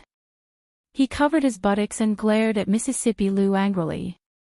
He said he had a question for her. He was just curious why she closed the door. It turned out that she was going to beat him up. What a heartless fellow. To think that he was so kind and considerate of her. Li Yi looked at her warily and threatened, If you continue to act like this, I won't accompany you to the Wu Kingdom. What did you say? Mississippi Lu was stunned. Her hand that was about to fall stopped in the air. She asked, What did you say just now? Say it again. I was thinking of accompanying you to the Wu Kingdom after I'm done with my work. Now, I need to think about it. His original intention was not to go to the Wu Kingdom. Counting the days, Lin Wanru should have reached the Qi Kingdom by now. The business there was about to start. In this year, the situation in the fringe had also changed greatly. Every once in a while, there would be news. He had to go and take a look. Since Mississippi Lu was so concerned about her precious disciple, he might have to make a trip to the Wu Kingdom. Of course, before leaving the capital, he had to solve all the remaining problems. To the Wu Kingdom. Mississippi Lu's beautiful eyes lit up. She asked, When? I was thinking of a month or 2. Li Yi shook his head and said, But now. I'm not going. You. Mississippi Lu's face was filled with anger. The slender hand that was about to fall fiercely stopped in mid-air fell again. But this time, it was with a gentle force. A faint smile appeared on her face. She asked with concern, Does it still hurt? Li Yi did not have the chance to enjoy Mississippi Lu's gentle massage. He jumped up from the bed and ran out of the door at an unbelievable speed. As he ran out, he grabbed Xiao Huan's melon seeds. He ate them while thinking. So gentle, so gentle. Mississippi Lu is crazy. She's really crazy, miss. When are we moving over? Miss, do you want me to help you pack? Miss, if we move over, what about Sister Ruoqing? Since elder Sister Ruoqing is going there, Xiao Zhu will also go there, right? Xing Zumo, who was embroidering a wedding dress, raised her head and glanced at Xiao Chui, who was carrying a small bag and wandering in front of her for almost an hour. Xing Zumo lowered her head again and said, If you really can't wait, move over first. Anyway, there are other maids in the manor. Xiao Chui hurriedly put down the small bundle and came over with a smile. How could Xiao Chui understand Miss better than the other maids? Of course, I want to be with Miss. Goddess Luo Shui waved her hand and said, "Stay away from me, you're blocking the light." After chasing Xiao Chui away, he lowered his head and looked at a pattern on the wedding dress. He stared blankly for a long time before a vexed expression appeared on his face. Oh no, I forgot what kind of needle technique to use on this piece. She put the wedding dress and the needle and thread aside and walked towards Ruoqing's room. She remembered that when she was teaching her yesterday, she had demonstrated the steps on another brocade handkerchief. During the day, there was usually no one in her room. Sometimes, there were too many things to do and she might not come back at night. She pushed open the door and very quickly found the brocade handkerchief on the table. She picked it up and looked at it for a while. Not long after, she remembered the steps and put the brocade handkerchief back. Just as she was about to leave, her footsteps suddenly stopped. She turned around and looked at the bed. On the bed, under the pillow, the corner of a book was exposed. She was startled. This was the booklet that was pressed under the pillow by elder sister Ruoqing. For her to hide it like this, it must be something very important or private. Even if the two of them were very close, it would not be good to take it out and look at it when she was not around. She shook her head and walked in the direction of the door. When she walked to the door, her footsteps stopped again and she looked back at the bedside. How about just taking a look? She looked left and right, closed the door like a thief, and returned to the bedside. She carefully took out the booklet under the pillow. There were no words on the cover. She carefully flipped to the next page. The first year of Jing He, the first day of the 7th month. It was indeed elder sister Ruoqing's diary. She knew that Ruoqing had the habit of writing diaries since she was young. Although she did not write every day, she had accumulated a few thick books. At that time, she actually wanted to peek at elder sister Ruoqing's little secrets. However, Ruoqing hid it very well. After a few unsuccessful attempts, she gave up. At this moment, although she was a little frightened, she was actually a little excited that her wish had been fulfilled. Her gaze quickly moved up. The first year of Jing He, the first day of the 7th month. What happened in that year's 7th month? That sour scholar wrote a love poem for her and was chased out of the jade courtyard by her mother. This matter was actually written in by her. The matter of him secretly eating osmanthus cake. So it was at that time that she was discovered, poem from beyond the heavens. What nameless scholar? It was clearly that annoying fellow. Mid-Autumn Festival, the matter on the night of the Mid-Autumn Festival, that fellow. She slowly flipped through the pages, and a smile appeared on her pretty face. These were all things that they had experienced together in the past. Now that she recalled it, those memories and feelings from that time would surge out from her mind. She murmured a few words. That annoying fellow, why is he everywhere? Even elder sister Ruoqing's diary. She lowered her head and continued to flip through the pages. As the pages turned, the smile on her face gradually froze and dissipated.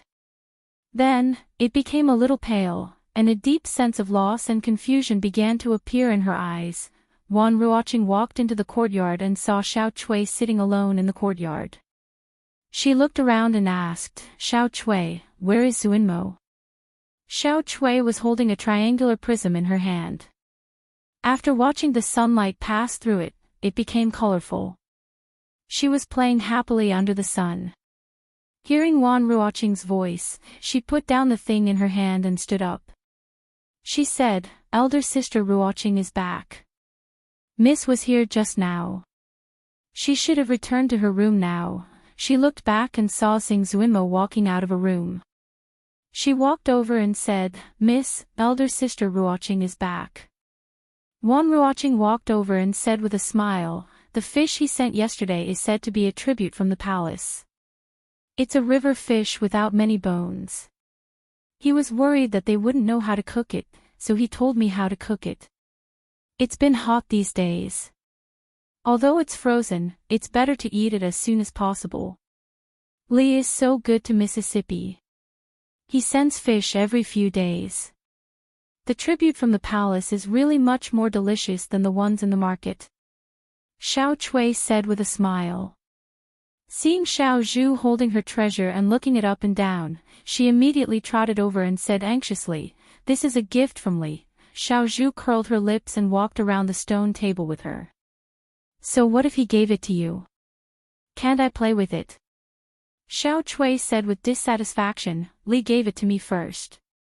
I haven't let you play with it yet. You are robbing me." Xiao Zhu stopped and looked at her. "Are we still good sisters? Just let me play with it." Xiao Chui also stopped and hesitated. After a moment, she said, "Okay, but after you play with it, you have to give it back to me." Wan Ruoqing looked at the door of her room and then at her.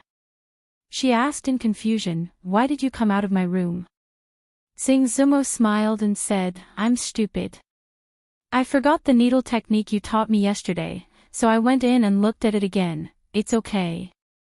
If you forget, I will teach you again. A woman only gets married once in her life. The wedding dress must be embroidered well. You can't be careless." She smiled and said, "Wait a moment. I will go to the room to get the needle and thread." Xing Zumo nodded and walked to the stone table in a daze. Beside her, Xiao Chui looked at Xiao Zhu who was playing with the prism under the sun. She couldn't help but laugh. "Stupid. You don't even know how to do such a simple thing. I will teach you." She looked at the two girls who were laughing and scolding each other, then looked at Wan Ruoqing who walked into the room. She felt that the wedding dress in her hand was a bit dazzling. Chapter 908. Sister Ruoqing's fish is so delicious. Xiao Chui put a mouthful of fish into her mouth and couldn't help but exclaim. Unlike her mistress, she didn't really like eating fish, but she always made an exception with Sister Ruoqing. If there was someone in this world who could cook as good as Li, it would definitely be Sister Ruoqing. Xiao Zhu pinched her face and said, "You're the one who can eat the most. You can have the leftovers later." Looking at the two girls playing, Wan Ruoqing smiled and turned to look at Xing Zumo, who was holding a pair of chopsticks in her hand and stupidly putting the fish into her mouth but not chewing. She asked in confusion, "Zumo, what's wrong? Is today's food not to your taste?" Xing Zumo came back to her senses and shook her head. "No, I just don't feel well." Wan Ruoqing put down her chopsticks and touched her forehead. She looked at her and shook her head. "It's not hot, but you don't look well. I'll go find a doctor." "No need, I'm just a bit tired. I'll be fine after eating and resting."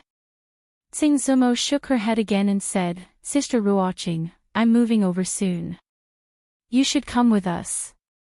Wan Ruoqing shook her head and smiled. "I won't be going. Xiao Zhu and I will move back to Willow Lane. We've lived there for a long time and are used to it." Xing Zumo lowered her head and was silent for a while. She suddenly asked, "If I take away something you like very much, what will Sister Ruoqing do?" Wan Ruoqing was surprised. "What thing?" She looked into Wan Ruoqing's eyes and said in a low voice, "There's something that Sister Ruoqing likes very much. It's something that is very important to you. We both like it very much, but you liked it first." Wan Ruoqing smiled and put a piece of fish in her bowl. "Take it if you like it. I don't have anything that I like very much or that's very important to me. What if it's that piece of paper with Immortal Magpie Bridge on it?" Wan Ruoqing paused in the middle of taking back her chopsticks. Soon, she smiled and nodded. "Sure, but I left it in the brothel. I'll bring it to you when I come back tonight." Under the dim candlelight, Wan Ruoqing spread out the yellowed paper. Some parts of the paper had already become tattered. She gently stroked the words on the paper with a faint smile on her face. She didn't know how much time had passed until the oil lamp lit up. She folded it again and walked out the door. She lowered her head and looked at the thing in her hand with some reluctance. Then she knocked on the door next door. The door opened very quickly, and Goddess Luo Shui walked out with sleepy eyes. She muttered, "Sister Ruoqing, it's already so late. Why aren't you sleeping?" Wan Ruoqing handed over the things in her hands. "This is for you." She rubbed her eyes, took it with both hands, and asked doubtfully, "What is it?" "The things you talked about during the day." She reached out to tidy up her messy hair and said, "It's late. Go back to sleep." Tsing Zumo pulled her arm. "I want you to talk to me." Before Wan Ruoqing could nod, she was dragged in and sat on the edge of the bed. Tsing Zumo hugged her arm and rested her head on her shoulder. She murmured, "I don't want to leave you. You're about to get married, but you're still so childish, Sister Ruoqing, I'm sorry." She suddenly raised her head and looked into Wan Ruoqing's eyes. "I stole your favorite thing." Wan Ruoqing shook her head and said, "It should have been yours in the first place." "What's mine is yours." "What's mine is yours." After a moment of silence, Tsing Zumo suddenly smiled. She hugged her waist and said, "Hee, what I said today was all a lie. How could I steal something that my beloved sister Ruoqing likes? Don't you like my poetry book very much? I'll give it to you, huh?" Seeing her sudden change, Wan Ruoqing was dazed and looked at her with a confused expression. "What are you talking about?" She hugged Wan Ruoqing, and the two of them fell down together. "Sleep." Wan Ruoqing struggled to get up. "I'm going back to my room." She flipped over like a spoiled child and pressed Wan Ruoqing under her body. "No, I want to sleep with you in my arms tonight, and in the future. You're about to get married." "How can you? I don't care. I want in the future. I want forever." All right, all right. If you say forever, then forever." Wan Ruoqing said helplessly. Then, her body stiffened. She blushed and whispered, "Sleep, sleep. Don't touch." Goddess Luo Shui grabbed her hand and put it on a soft spot on her body. She murmured, "Now we're even." Li looked at Mississippi Lu, who was behind him, helplessly and said, "Don't follow me. I've said it 10 times. When things in the capital are settled, I'll go with you." "Why are you in such a hurry?" Mississippi Lu asked lightly. "What else do you have to deal with?" "The Chui family. If the Chui family doesn't fall, how can we leave in peace? It's not like you don't know what happened a while ago. This kind of person is insane and has no bottom line. He can do anything. You don't want the people and things related to us in the capital to be targeted by the Chui family after we leave, right?" Mississippi Lu didn't ask him again this time. She turned around and walked outside. Li Yi was stunned for a moment and asked, "Where are you going?"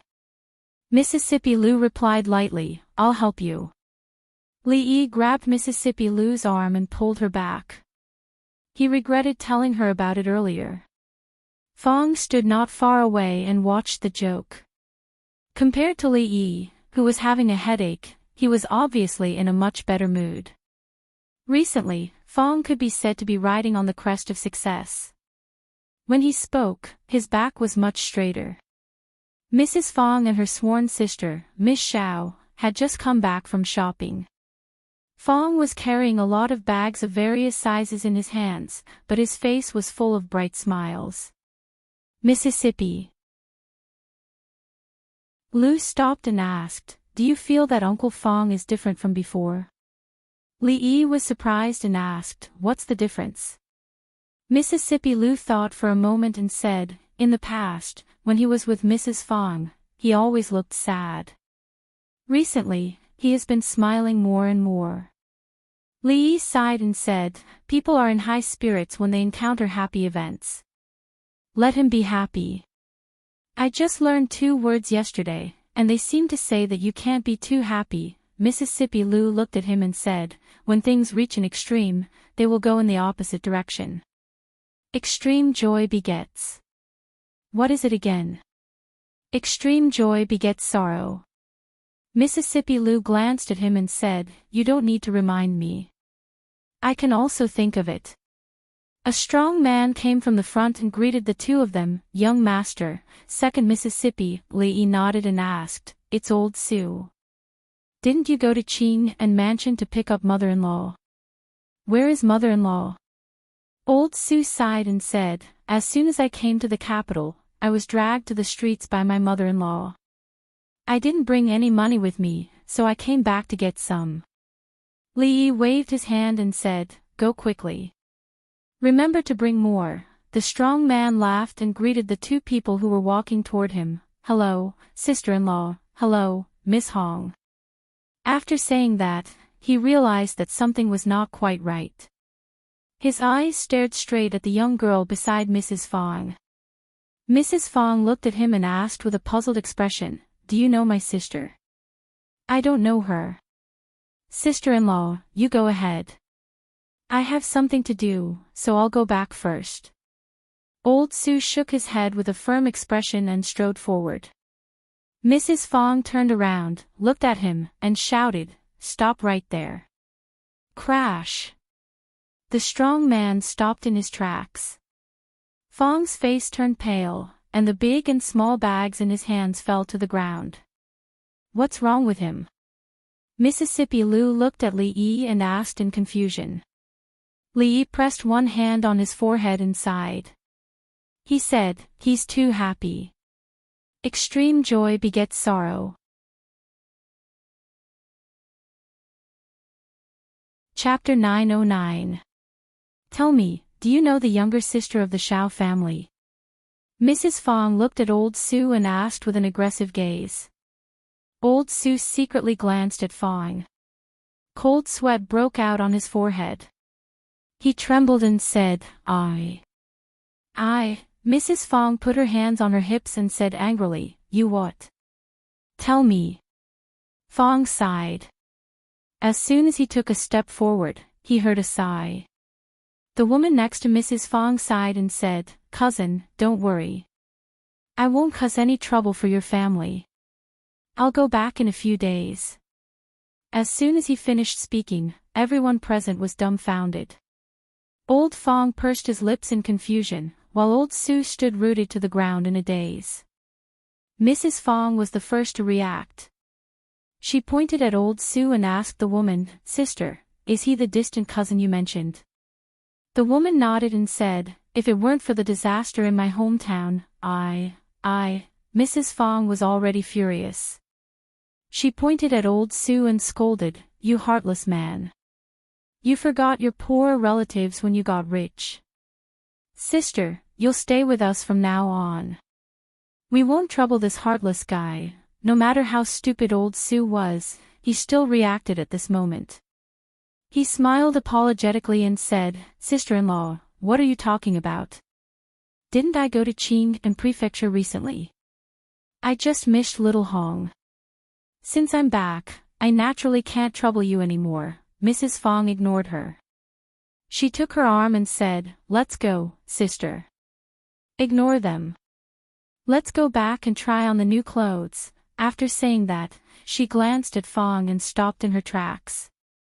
She asked, "Why are you sweating so much?" Fong wiped the sweat off his forehead and looked up. He sighed and said, "The sun is so hot today. My eyes are sweating." Mississippi Lou looked away and said in surprise, "I've been in the village for so many years. Why haven't I heard that Old Sue has any distant cousins?"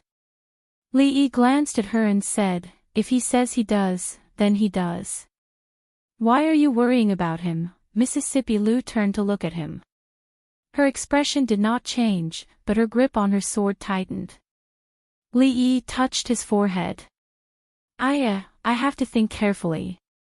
When are we going to the Wu Kingdom to visit my martial nephew?" Her chest heaved a few times, and a moment later, a forced smile appeared on her face. "I'm going to the League to train the newbies. I'll be back later." The reason why the martial arts practitioners who joined the Lu League improved so quickly was that there were many masters in the league. After accumulating enough points, they could exchange for pointers from these masters. Of course, if these masters were in a good mood, they would also train the newcomers for free. Mississippi Lou was obviously in a bad mood. Although she did not know the reason, the newcomers in the league must be careful. When he was about to go out, a servant of the Leaf family came to report that Lord Lou of the Ministry of Justice had come to visit. Lou Yi had been investigating an important case recently, and he must have made some progress. He gave up the idea of going out, poured 2 cups of tea, and sat down in the hall. Lord Li, after Lou Yi came in, he first cupped his hands and bowed to him. At Li Yi's signal, he sat across from him. Li Yi raised his teacup and asked, "Has there been progress on that case?" Lou Yi nodded. "I've had people follow Qin Yu for the past few days." Lord Li's guess is correct. There is indeed something wrong with the Qin family. What did you find out? Outside the capital, a manor owned by the Qin family under Qin Yan's name. There are some problems. Lou Yi's eyes were sharp. The manor is heavily guarded. Even the masters of the Secret Service can't sneak in. It doesn't look like a private garden for recreation at all. Usually, the people who enter and leave the manor are the nobles of the capital. The more it is so, the more suspicious it is. Li Yi was surprised. Even the masters of the Secret Service can't sneak in. Although there were no masters of the Grand Master level in the Secret Service, there were many guests who were only a step away from the Grand Master level. If even the masters of the Secret Service couldn't sneak in, it could be seen how heavily guarded the manor was. In the entire capital, perhaps only the Imperial Palace and the Department of Heavenly Punishment could compare. Lou Yi shook his head. He thought of something and said, "In the process of investigating Qin Yu, I discovered some suspicious points." What suspicious points? Lou Yi thought for a moment. "Lord Li, do you know that a few years ago, Qin Yu raped his own aunt and committed the crime of incest, causing the capital to denounce him?" Li Yi nodded. "I heard that the woman he raped couldn't bear the humiliation and committed suicide. Later on, the Qin family suppressed the matter. Even though Prime Minister Qin is the current Minister of the Right, he has no way of influencing the people. How could the Qin family suppress the matter?" Lou Yi shook his head and said, "In this matter, the Cui family used the power of the King of Shu and countless dignitaries in the capital to suppress this rebellious matter. Even the Empress in the palace contributed a lot." Li Yi knew that Lou Yi would not bring up this matter for no reason, so he waited for him to continue. The woman he raped was named Lin Lian. Before entering the Qin family, she was a slightly famous actress in the capital. Later on, she caught the eye of Prime Minister Qin's 5th son, Qin He. Not long after he took her in as a concubine, that incident happened. Lin Lian is actually not the girl's real name. She was just a disciple of a performer with the surname Lin in the capital. She changed her surname after she became her master. That Lin Lian passed away a long time ago, and the disciples she took in her lifetime all had different experiences. That Miss Lin Lian is the oldest of her disciples and has inherited her acting skills. Her youngest disciple has completely inherited her skills in the art of the zither and has even surpassed her.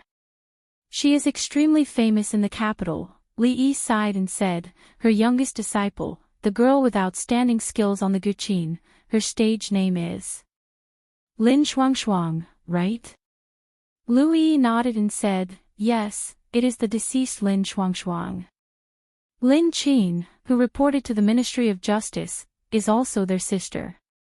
The common people only know that Chu Ping killed Lin Shuangshuang, but they have overlooked one thing. Lin Shuangshuang was already seriously ill. Even without that incident, she only had a few months to live." Lou Yi shook his head and said, "This is not all suspicious. Official Zhang said that there was no such thing as a criminal. This matter was originally a trap set up by the Cui family for the Chu family. The Chui family bribed Lin Shuangshuang in advance, but their original intention was not to use Lin Shuangshuang's death to threaten the Chu family. That night, someone saw the fifth master of the Qin family, Qin He, in a restaurant across from the Fine Sound Pavilion drunk. Official Zhang once said that when there are too many coincidences, it is no longer a coincidence. Li Yi shook his head and said, so this was not a trap set up by the Chui family for the Chu family. Lu Yi looked at him and nodded. This was a trap set up by someone for the Chui family and the Chu family. If the Chu family is crippled, the Chui family will lose an arm. Lu Yi put down his teacup and said, although Prime Minister Qin has not had much contact with the Chui family in this past year, the relationship between the two families cannot be severed.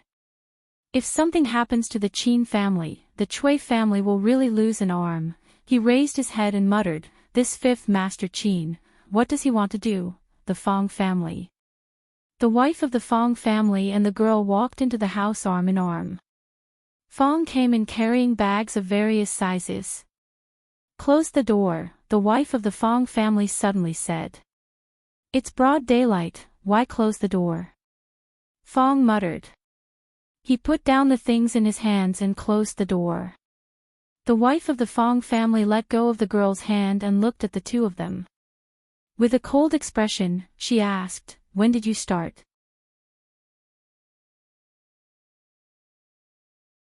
Chapter 9-10. Fong's face changed. He raised his head and opened his mouth, but he didn't say anything. When the woman heard this, her body trembled, and her face turned pale in an instant. She looked at Fong Lucier and said in panic, sister, don't. Fong Lucier waved her hand and said, don't call me that. I don't have a sister like you. Little Red's lips moved, but before she could say the next word, a mountain-like figure had already stood in front of her. Fong looked up at his wife and said in a low voice, it's all my idea. Blame me. Fong Lucier pointed her finger at him and said in a trembling voice, you really have an affair. Fong Lucier was stunned and looked at her in disbelief, you just tricked me. Well, you're really capable. Fong Lucier picked up the broom on the side and fiercely whipped him, you brought a fox spirit to our house, but you're still in the right, aren't you? Little Red's eyes were full of tears. She desperately stood in front of Fong and cried, sister, don't hit Fong Lucier. If you want to hit him, hit me. It's all my fault. I seduced him. Fong Lucier's broom didn't fall. She collapsed on the ground and cried, why is my life so bitter? I can't live like this anymore. Fong Lucier's face showed a painful expression. He scratched his hair hard and then loosened it powerlessly. Li Yi and Lu Yi walked out of the mansion. Lu Yi thought for a moment and said, after all, it's a serious matter. If we don't have enough evidence, we can't do anything. I'll ask them to keep an eye on it and try to get some useful clues. Don't bother. Li Yi waved to the sloppy old man not far away and said, Sue, I need your help with something. 10 drumsticks. The sloppy old man had recently understood that White Rabbit creamy candies was not a long-term solution. Under the influence of his second granduncle, he had a special liking for drumsticks. This was not the only thing he had learned from his second granduncle. Yesterday, he had even asked Li Yi to make him a rocking chair that was exactly the same as his second granduncle's. Li Yi nodded. Deal. It was just cooking once. Xiao Huan's body was still growing during this period of time. She should eat more good food to nourish herself. After 2 years, it would be difficult to nourish herself again. The sloppy old man glanced at Louis Chang. What are you waiting for? Let's go. Lu Yi looked at him. Li Yi waved his hand and said, if there's anything, tell Sue. You guys just have to wait for the news. Grandmasters could be said to be the pinnacle of martial artists. Ordinary martial artists could only be found but not sought after. Using them to gather information was definitely a waste of their talents. After sending them off, when he was about to walk back, he saw a figure squatting in the corner with his head buried between his knees. There was no sound at all. Li looked around, walked over, and asked in confusion, "What's wrong now? Didn't you make it clear just now?" Fong raised his head and said in a hoarse voice, "Xiao Hong is gone." Li was stunned. He looked at him and asked tentatively, "Your wife knows?" Fong nodded. Li squatted down beside him and wanted to say some comforting words. When the words were about to come out, they only turned into a sigh. "Don't be anxious about this kind of thing. Let's take it slow." Fong raised his head and looked at him with burning eyes. He asked, "Young master, am I too much of a jerk?" After that, he lowered his head and shook his head. "No, I shouldn't ask you this question." The problem that Fong encountered could only be solved by himself. No one else could help or intervene. Li's own affairs were even more complicated. They needed to be done step by step and could not be rushed.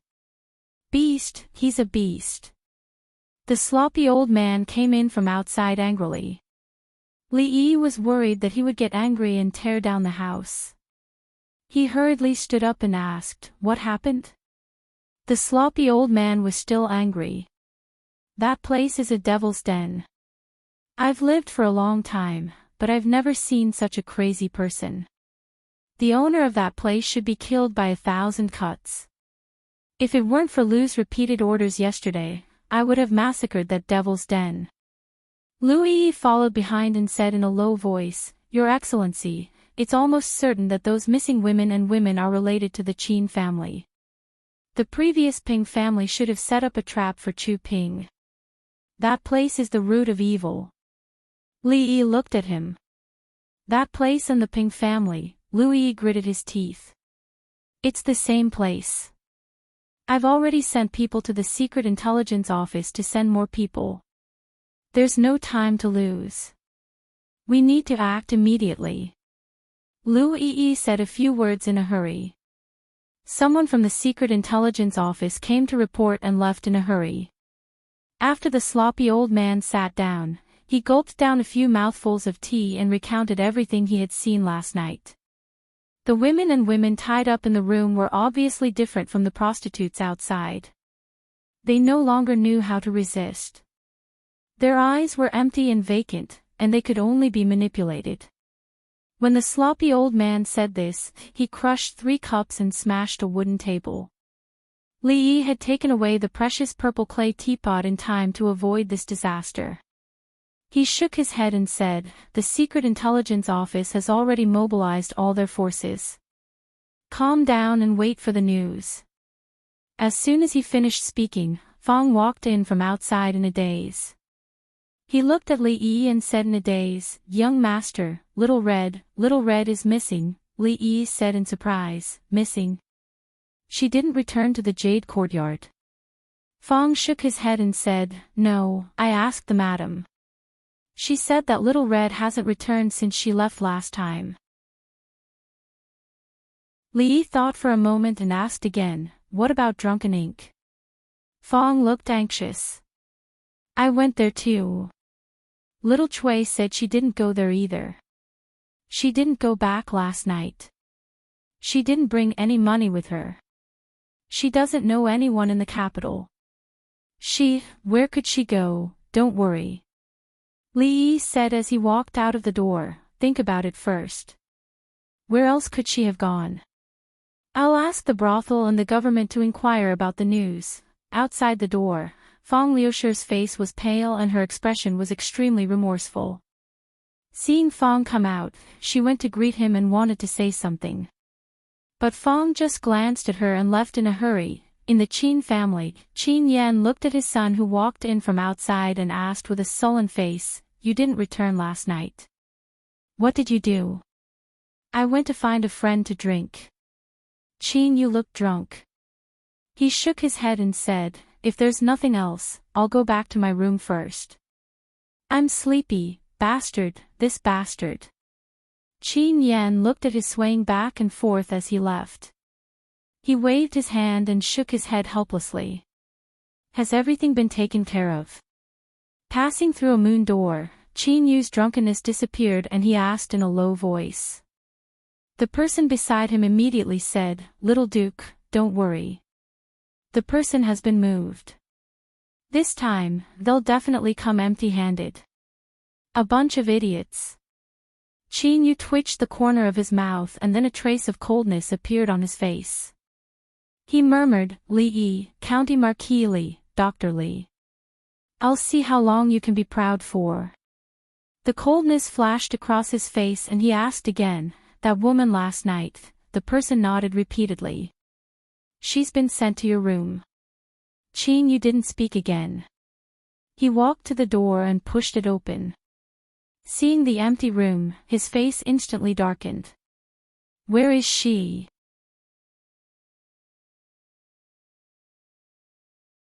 Chapter 9-11.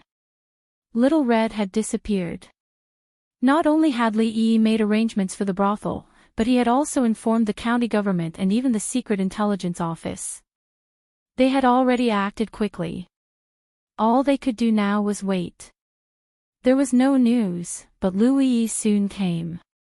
"There's a traitor in the secret intelligence office."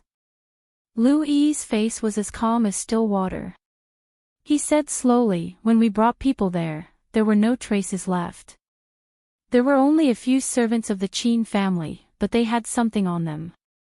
After all, that was the house of an important official in the court. It's a bit troublesome." Li Yi looked at him and asked, "You didn't find any clues at all?" Lu Yi shook his head. "One night is enough for them to move the people away. Other clues are not enough to be used as evidence. There are people watching the surroundings, and there are no suspicious people coming in or out. There should be a secret passage inside, but we have no reason to search it now." "What about the traitor?" Li Yi asked. "He committed suicide." Lu Yi shook his head and said, "That person has been in the secret intelligence office for nearly 20 years.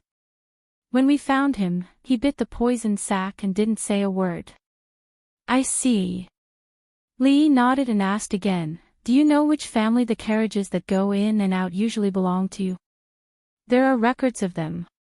Lu Yi replied, then raised his head and said, "But sir, with just these, I'm afraid it's difficult to form evidence. Moreover, those people are all nobles in the capital, and their status is extraordinary." Li Yi waved his hand. "These are enough." The secret intelligence office had a special status in the court, but it was still troublesome to encounter such things. Lu Yi would have a headache later. Breaking into a private house was not a big deal in other places, but this was the capital, and everything had to be done according to the law. Moreover, the court had changed the law not long ago against the opposition of countless nobles. If the court protected the secret intelligence office breaking into an official's house, it would undoubtedly be contradictory. It would give those people a reason, and maybe something more serious would happen. To be honest, even Li Yi himself didn't expect that they could plant people in the secret intelligence office. He had to admit that he had underestimated the Cui family. This time, Lu Yi had returned without any results. They would definitely be more careful and even stop all actions. If they wanted to collect evidence through normal channels, it would be very difficult. Crack. In the end, Li Yi did not manage to keep the teapot. "You didn't find him." The sloppy old man slammed his palm on the new table, causing it to shatter. The teapot on top of it also fell to the ground and broke into several pieces. "Are they messing with me?" The anger on the sloppy old man's face didn't last long. He quickly revealed a smile, stroked his beard, and muttered, "Interesting, interesting. How many years has it been since I've encountered something so interesting?" The smile on his face was like that of a benevolent elder, but the servant girl who came in to clean up the mess couldn't help but shiver. She felt her body was a little cold, and her hands moved a little faster. "Cui family." Cui Qingming sighed and said, "What a pity. In the past 20 years, there was only one spy left in the secret intelligence office. Now, there's no one left, Someone beside him comforted, "Second brother, there's no need to sigh. As the saying goes, there's no gain without loss." Although we've lost that spy, the Secret Intelligence Office recklessly intruded into an official's residence. This is not a small crime. The Imperial Court has reformed the law, and it can't be overturned. With Liu Yi around, the Ministry of Justice is almost unable to interfere. If we get rid of him, it will be much more convenient to do things in the future. Cui Qingming nodded and said, "Let them be prepared. This time, if we don't pull Liu Yi down completely, we won't rest." The Cui clan hated Liu Yi to the bone. At that time, it was precisely because of Liu Yi's meddling that caused all their arrangements and deployments towards the Chu clan to turn into ash. The Chu clan had fallen, and the Cui clan had lost an arm. If this matter were to implicate the Qin clan and those people, then they would really arrive at the end of their rope. At this point, they almost understood that it was unlikely for His Majesty to summon the King of Shu back. But if the status quo was maintained, it might not be a bad thing for them. Once His Majesty passed away, who was more suitable than the King of Shu in terms of identity and status when the position of the Eastern Palace was vacant? If it really came to that, it would be much easier for them to do things. Cui Qingming showed a sarcastic smile and said, "I really want to see with my own eyes what expression County Marquis Li has now." Li Yi was naturally anxious, but it was not because of the Secret Intelligence Office. As long as he knew the facts, the evidence was not important. What he was worried about was that if something really happened to Little Red, Old Fong's family would be ruined. However, the brothel and the government were not omnipotent. Even if they were to find clues, it would take time. Instead of searching around like a headless fly, it was better to wait here. Some people of the Cui family were also anxious. "Little Duke, I've asked the front and back doors, and no strange woman came in or out. That woman must be hiding somewhere in the mansion. If you look hard, you can definitely find her." Qin Yu glanced at him coldly and said, "Go and look for her. Go and look for her in every room in the mansion." The servant was stunned and asked again, "Go and look for her in every room." Prime Minister and the Masters, Qin Yu kicked him and said, "Except for those few, don't let anyone go." In a remote and messy woodshed in Qin's mansion, a woman looked at the figure covered in a black cloak and said gratefully, "Thank you for saving me, my benefactor." "Little Red, why are you here?" A hoarse voice came from the black cloak, and it was not difficult to tell that it was a woman's voice. "I was caught by them," the woman replied. Then she realized something and asked in shock, How do you know my name is Little Red?" The person in the black cloak put down the hood of her cloak. It was an ordinary-looking woman, but there was a long scar on her face, which looked a little scary. The woman looked at her and said, "I went down the mountain with Uncle Fong and saw you on the road." Little Red's expression was a little excited. She grabbed her sleeve and asked, You know Big Brother Fong?" The woman with the long scar on her face did not answer this question. Instead, she looked at her and said, "This place is very remote. They can't find this place. You hide here first. I'll think of a way to spread the news." As soon as she finished speaking, there was a sudden urgent knock on the door. The woman's expression changed. She hurriedly let Little Red hide in a large vat and threw her black cloak inside. She carried a bundle of firewood and walked to the door. She asked, "Who is it?" "The firewood is not ready yet." "Wait a moment," a rough voice came from outside the door. "Open the door. The community sends warmth."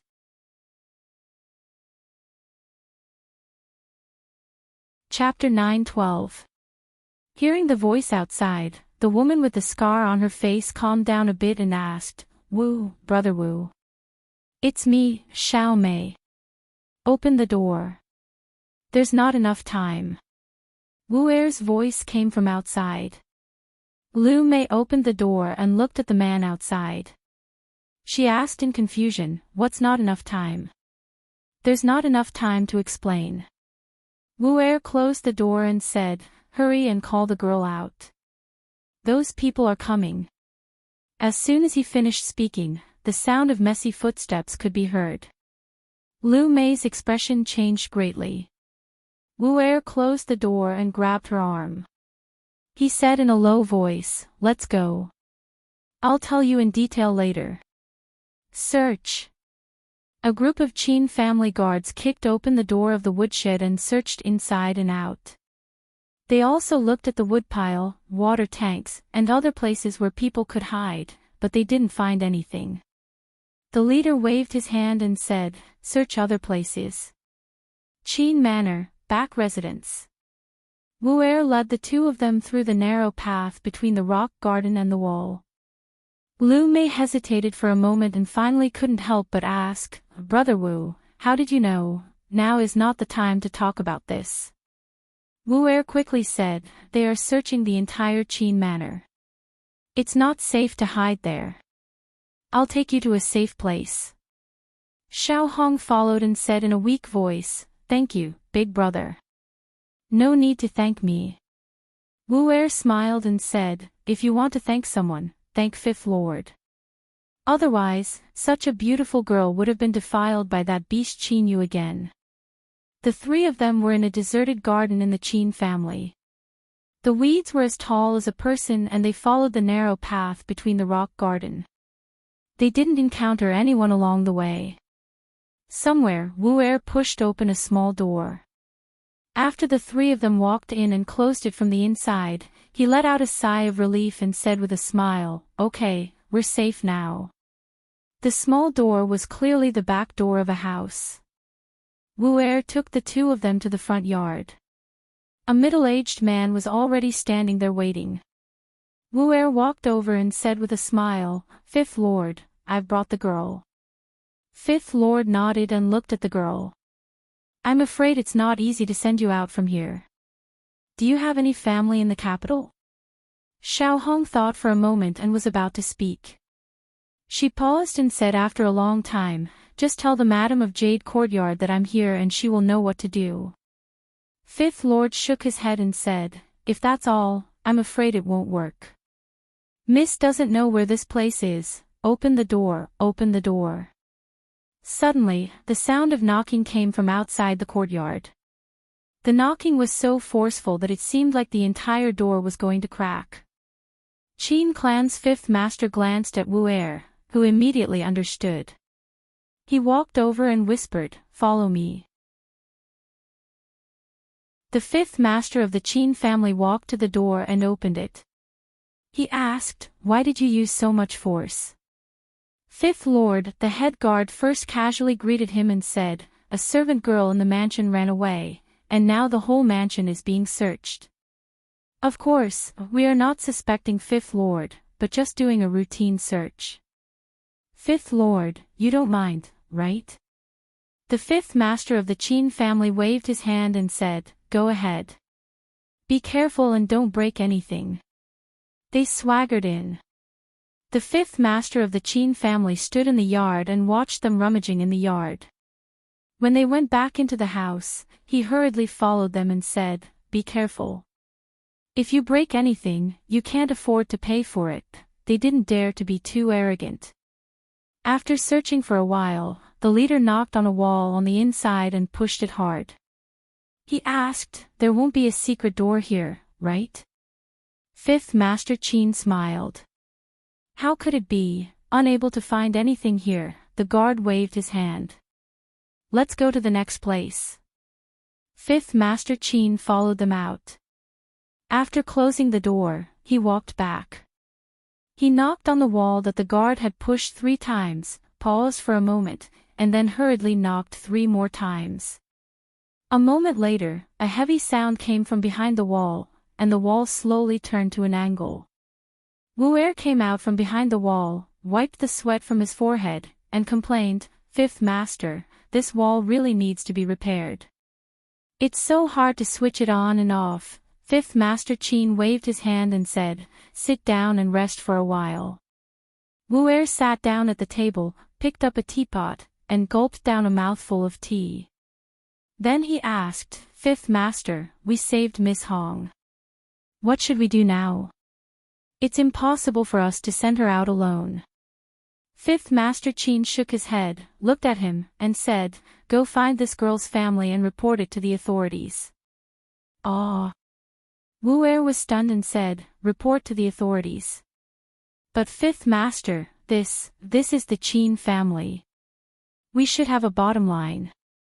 Fifth Master Qin looked at him, shook his head, and said, "What's right is right, and what's wrong is wrong. This has nothing to do with whether I'm a member of the Qin family or not. Fifth Master, you." Wu Er stood up with a solemn expression.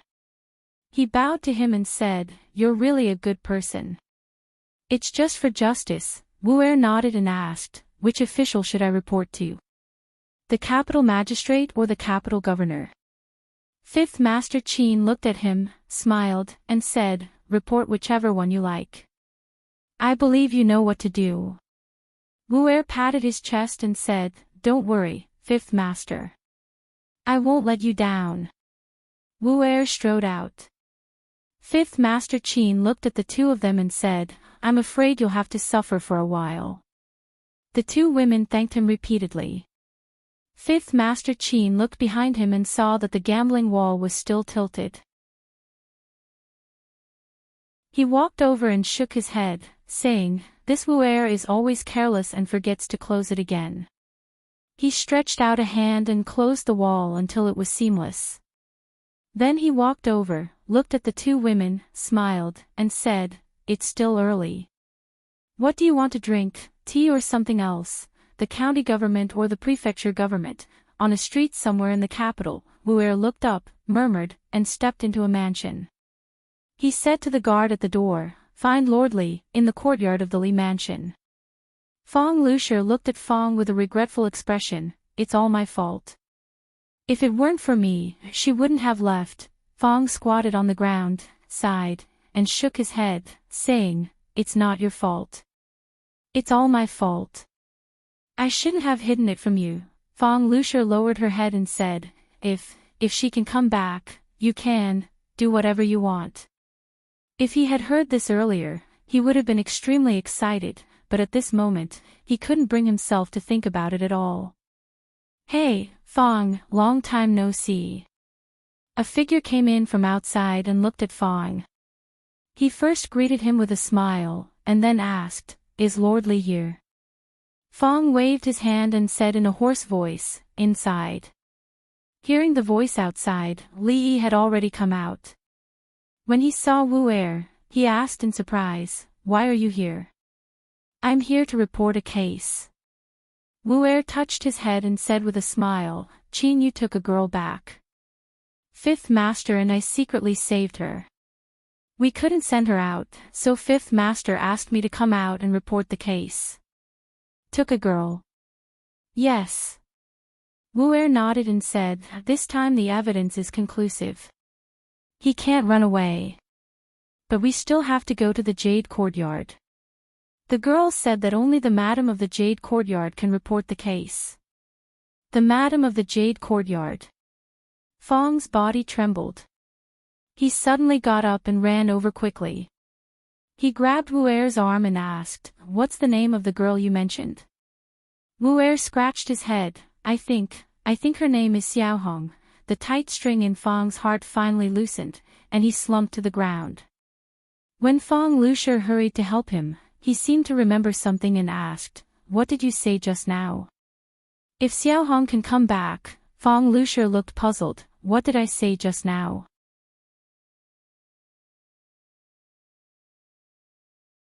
Chapter 9:13. Yesterday, the Secret Intelligence Division broke into an official's residence.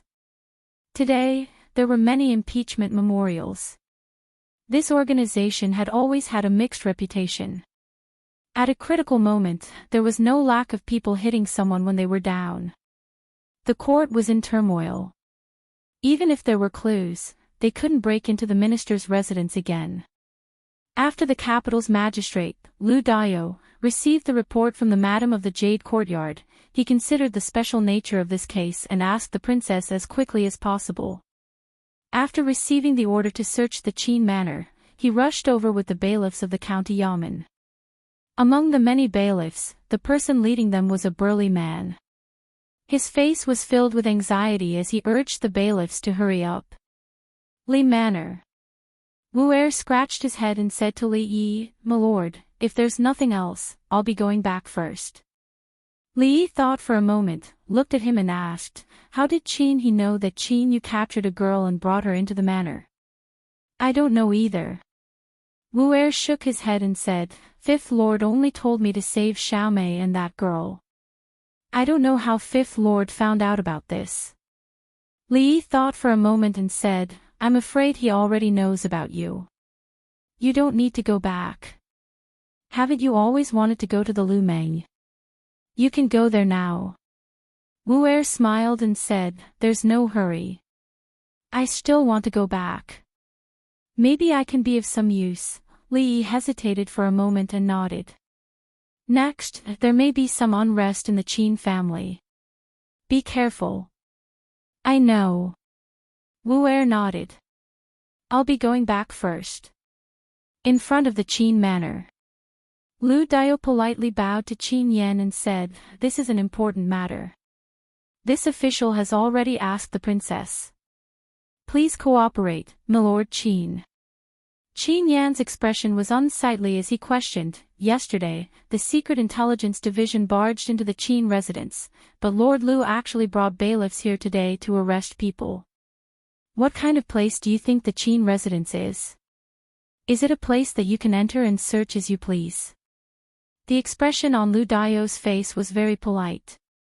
He said again, "There are witnesses who saw that after the young lady was kidnapped, she entered the backyard of Qin Manor. It's not that I don't believe you, Lord Qin, but this case is really too important. It's also related to another big case that even His Majesty is very concerned about.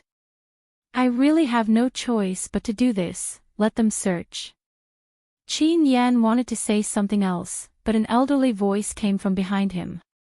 Qin Xiang waved his hand. There was no joy or anger on his face. Since it wasn't done by the Qin family, what harm is there in searching? "But, if we let them enter, where would the face of my Qin family be?" he retorted. Seeing that Qin Xiang's face was still expressionless, he gloomily looked at Lu Dio and said, "Lord Lu, this official can let you in. If you can find that woman in my Qin residence today, I, Qin Yan, have nothing to say. If you can't find her, then tomorrow in court, Lord Lu will have already prepared an excuse." "Thank you, Lord Qin." Lu Dio cupped his hands and turned his head to order, "This is the Qin residence.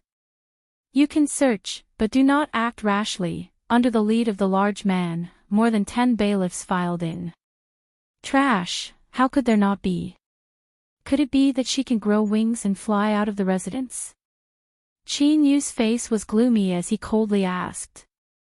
A Qin family servant shivered and said, "Little High Duke, other than the Prime Minister's room, we've already searched the entire Qin residence, inside and out. We really haven't found that woman. It's possible that she really has escaped." Escaped? What do you think this Qin residence is? Qin Yu suddenly threw the teacup over. The servant let the teacup hit his head and didn't dare to dodge. He didn't even dare to wipe the blood that flowed down. At this time, another person ran in from outside in a panic and said in panic, "Little High Duke, it's bad. The government has come to the Qin residence to search. They said that we've captured a woman." Qin Yu coldly glanced at that person. "When you captured her yesterday, did someone see you?" That person's expression changed. No. Qin Yu thought for a moment, waved his hand, and said, "If they want to search, then let them search." The Qin family servant raised his head and asked carefully, "Little High Duke, what if they really find her?" Qin Yu looked at him coldly. "If they really find her, I'll chop you up and feed you to the dogs." Wu Er hurriedly walked into the room and said, Fifth Master, the capital magistrate has brought people over. Fifth Master Qin glanced at him and asked, "Why are you back?" Wu Er said in surprise, "I came back after reporting to the government." "Where else can I go?" Fifth Master Qin's gaze stayed on his face for a moment and said, "Forget it, it's not important. The two girls have gone out from the back door. The county government's bailiffs will find them." He clasped his hands behind his back and walked out of the courtyard. Wu Er asked in surprise, "Fifth Master, where are you going?" "Going out for a walk." Fifth Master Qin didn't look back but waved his hand behind him. "I'll walk alone. You don't have to follow me this time." Wu Er stopped. After touching his head, he nodded and said, "Okay." The bailiffs searched carefully in Qin's mansion. They were very patient in the face of some uncooperative people. After all, this was Qin's mansion. Even if Lord Lu didn't specifically instruct them, they didn't dare to act rashly. However, many servants of Qin's mansion looked at them from a distance, pointing at the group of people and talking. Wu Er walked over leisurely with his hands behind his back. He pointed at the bailiffs and said, "This is the yard of the second master. How can there be people hiding here? Be careful. Don't break anything. You can't afford to pay for it." The leading man's face darkened.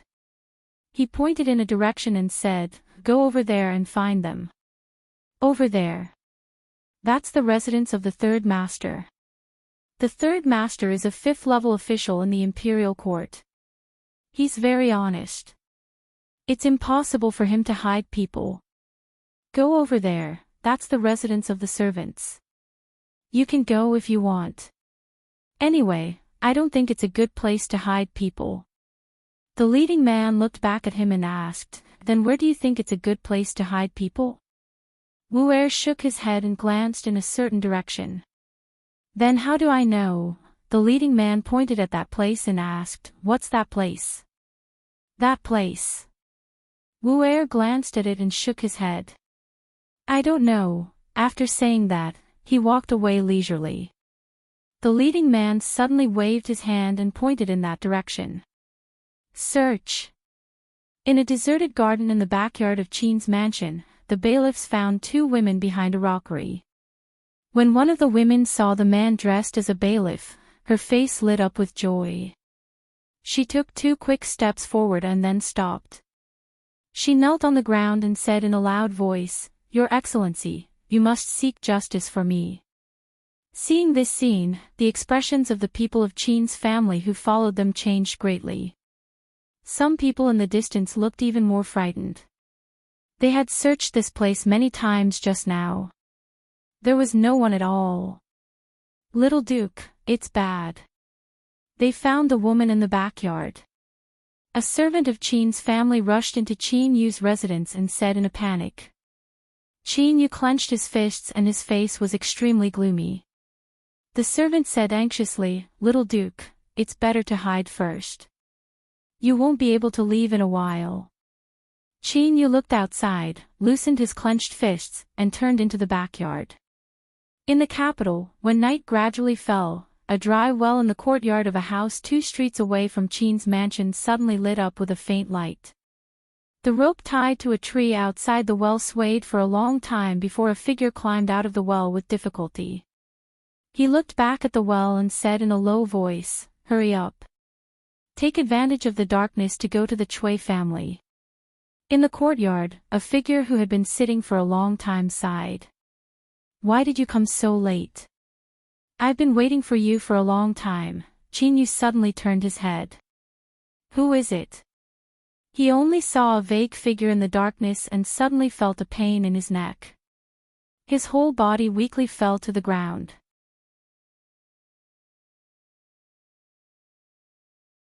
Chapter 9:14. Qin Manor. All of the Qin family's servants temporarily stopped what they were doing.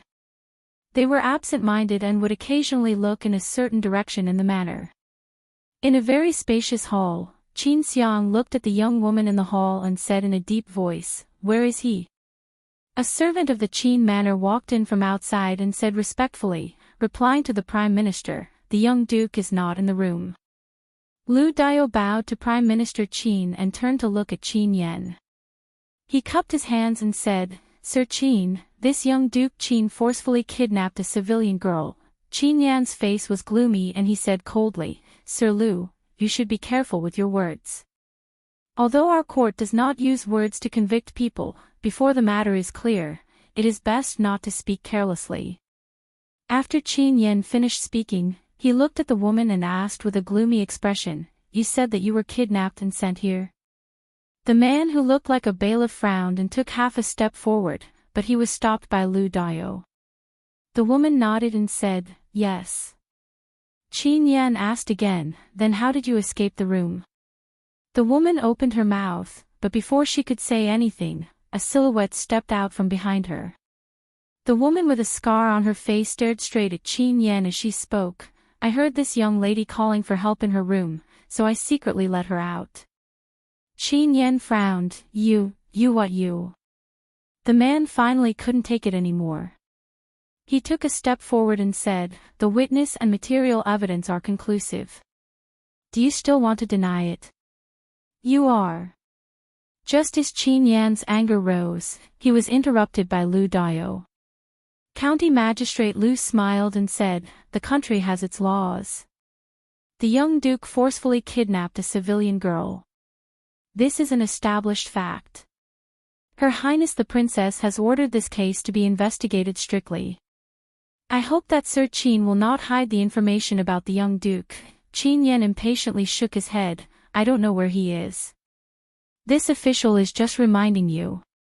County Magistrate Lu smiled and respectfully bowed to Prime Minister Qin before saying, "Let's go, wait a moment." Qin Yan stretched out his hand and pointed at the woman with a scar on her face.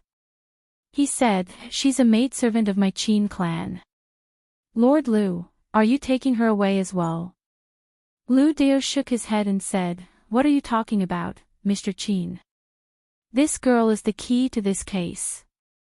Of course, we have to take her with us." Qin Yan glared fiercely at the woman, but in the end, he didn't make any further movements to stop her. Qin Xiang held his forehead and leaned back in his chair. He closed his eyes and muttered, this bastard, this bastard." Qin Yan clenched his fists and walked to the door. He looked at a servant of the Qin clan and asked in a low voice, "Where is that unfilial son?" The man said in a low voice, "They left through the secret passage." Qin Yan lowered his voice and said, "Tell him to stay outside during this period of time. Don't come back." Although similar cases had occurred in the past, times had changed. The new system of the imperial court had just been established, and it was time for them to enforce the law. If they were caught, the punishment would not be light. In the distance, he saw a person walk over. With a dark expression, he asked, "Where did you go this time?" The Qin clan's fifth master, who reeked of alcohol and his clothes in disarray, cut a sorry figure, walked over. He looked around and asked, "Just now, I saw an official leave. Did something happen?" As he spoke, the smell of alcohol filled the air. Qin Yan took a step back in disgust and asked, "How did you end up like this again? You've lost all the face of the Qin clan." The Qin clan's fifth master waved his hand and said, "On the way back, I met a mad dog. As a member of the Qin clan, I obviously couldn't allow it to randomly bite me. Wouldn't that be losing face for the Qin clan? So, I broke its 5 legs and broke its teeth." Nonsense. Qin Yan waved his hand in extreme disgust. "Someone, bring him back to the room." A sturdy figure hurriedly ran over and supported the Qin clan's fifth master with practiced ease. As they walked back, he said in a small voice, "Fifth master is really drunk. How can a dog have 5 legs? The Qin clan's fifth master shook his head and countered, "You have 3 legs, why can't a dog have 5? It's all my fault. I've wronged you, it's not big sister's fault. I was careless, you're still willing to call me sister?" I'm the one who doesn't deserve to be your sister." After apologizing to each other, the two women hugged each other and cried. Fong, on the other hand, was full of smiles. His smile was so wide that it almost reached his eyebrows.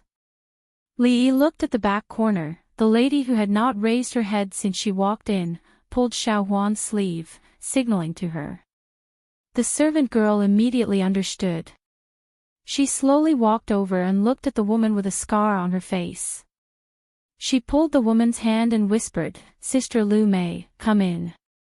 The eldest miss and the second miss are inside, son-in-law, of course I know this."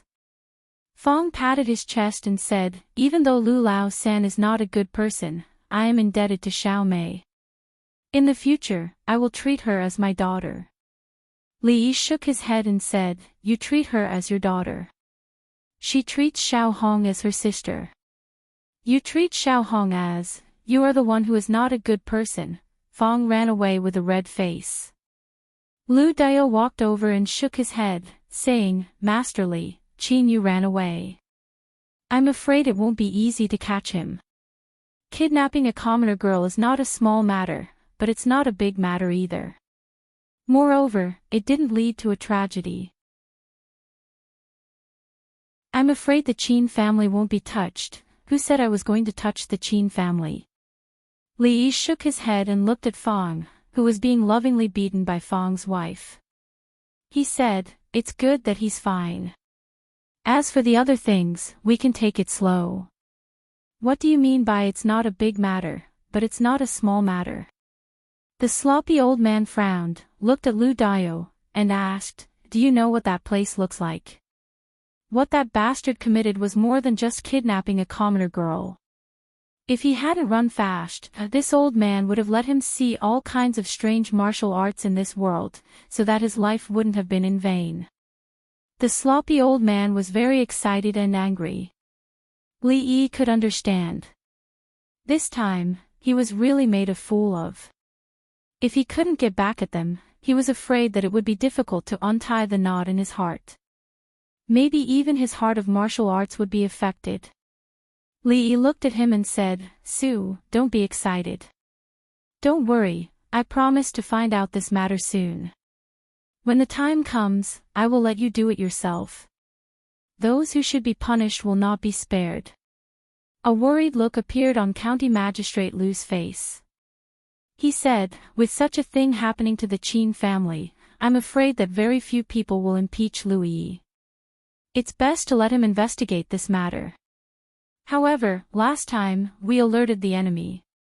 I'm afraid it won't be easy to investigate again." Li Yi shook his head and said, "In the morning assembly tomorrow, Lord Lu will impeach Lu Yi in front of all the officials. He used his identity as a spy to break into an official's house and was lawless." Ah! County Magistrate Lu was stunned and couldn't believe his ears. "Forget it, your identity is not suitable." Li Yi thought for a moment, then shook his head and said, "Let's change it to Lord Xing. When Lord Lu goes back, please go to the capital governor's mansion." County Magistrate Lu thought for a moment and asked doubtfully, "Lord Li, forgive this lowly official for being slow-witted. But why do we impeach Lu Yi? Lord Lu is very careful. After Lord Xing impeaches Lu Yi." Li Yi looked at Lu Dio and said, "Lord Lu, please write down the names of those who follow the trend."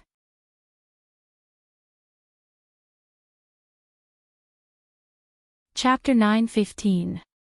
Lu Dio gazed at Li Yi in a daze for a long time. Only then did he raise his hands in a somewhat ashamed gesture and say, "Sir is wise."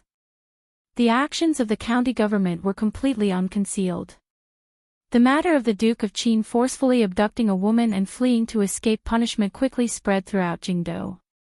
This was not the first time the Duke had done such a despicable thing.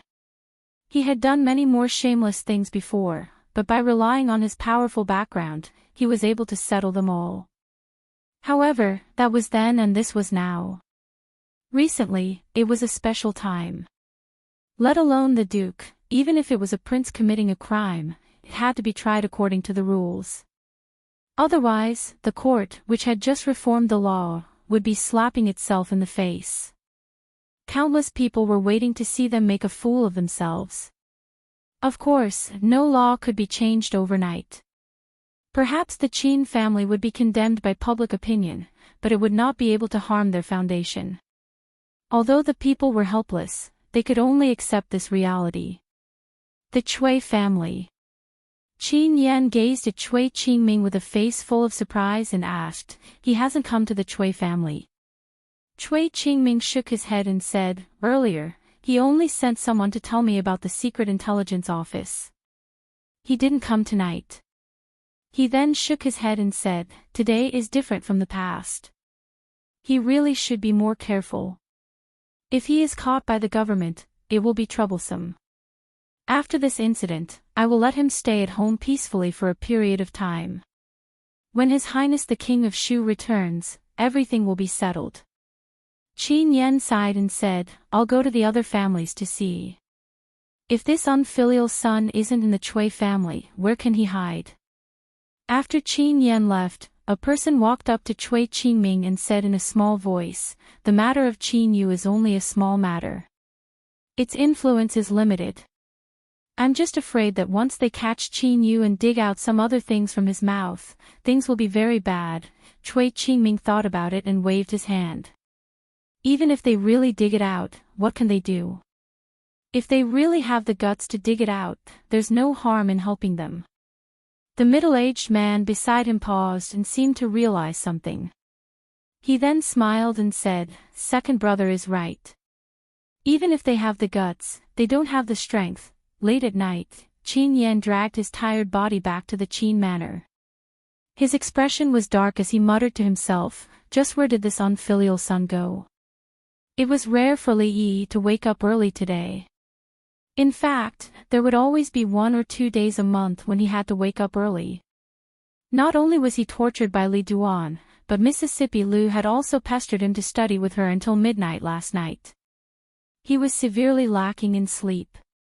Before the old emperor arrived, he wanted to lean against a pillar and take a nap. However, a fly kept buzzing in his ears, and he couldn't chase it away no matter how hard he tried. Li Xian frowned and said, "What's going on with Lu Yi? Isn't he usually very cautious? Why is he so reckless this time? When I came over just now, I heard a lot of people talking about him in front of His Majesty." Li Yi struggled to open his eyes and said weakly, "Fine. Don't talk. The court is about to begin. Let me sleep for a while." Li Xian looked at him and asked in surprise, "What's wrong with you? Why do you look so listless?" Li Yi glanced at him and said, "If you had an energetic wife or sister, she wouldn't be much better than me." The surprise on Li Xian's face turned into shock. He asked in a low voice, "You've already taken her down?"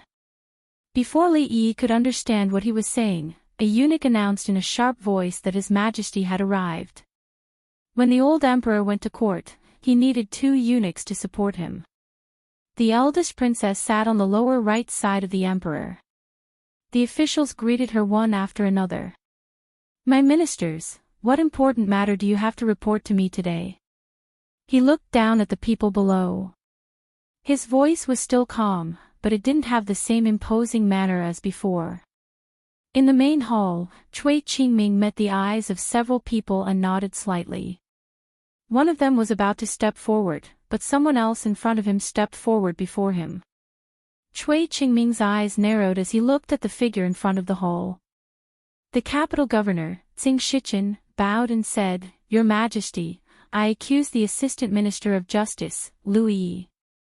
Relying on Your Majesty's favor, he disregarded the law and brought people from the secret bureau to break into the official residence." Cui Qingming was startled, and some doubt appeared on his face. Tsing Shichen actually wanted to impeach Lu Yi. Could it be that he had guessed wrong? However, this wasn't the time to think about these things. He signaled with his eyes, and a few more people stepped forward. "I accuse the Assistant Minister of Justice, Lu Yi." "I second that." For a moment, Lord Lu Yi, who had risen from a small bailiff to the position of Assistant Minister of Justice in the past 2 years, became the target of public criticism. People kept stepping forward to impeach him, but the reasons for the impeachment weren't exactly the same. Behind the crowd, a gaze swept across the people who stepped forward one by one. It swept back and forth a few times before he took out a brush from his sleeve and began to write on the ceremonial tablet.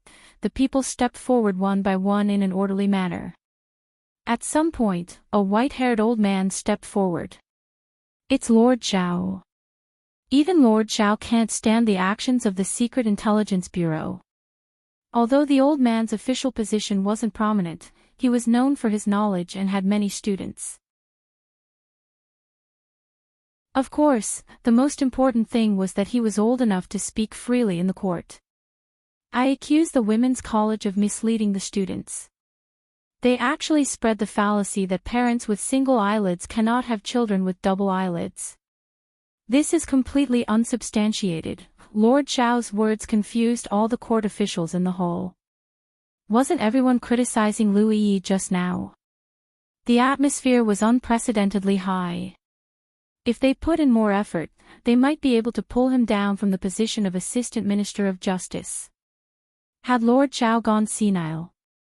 Why did he run out at this time to join in the fun? The court officials didn't care. The ceremonial tablet in the hands of the capital magistrate Lu Dio fell to the ground, and he hurriedly picked it up. Li Xian's mouth was wide open, and his face was full of horror. Li Yi opened his eyes, and he was no longer sleepy.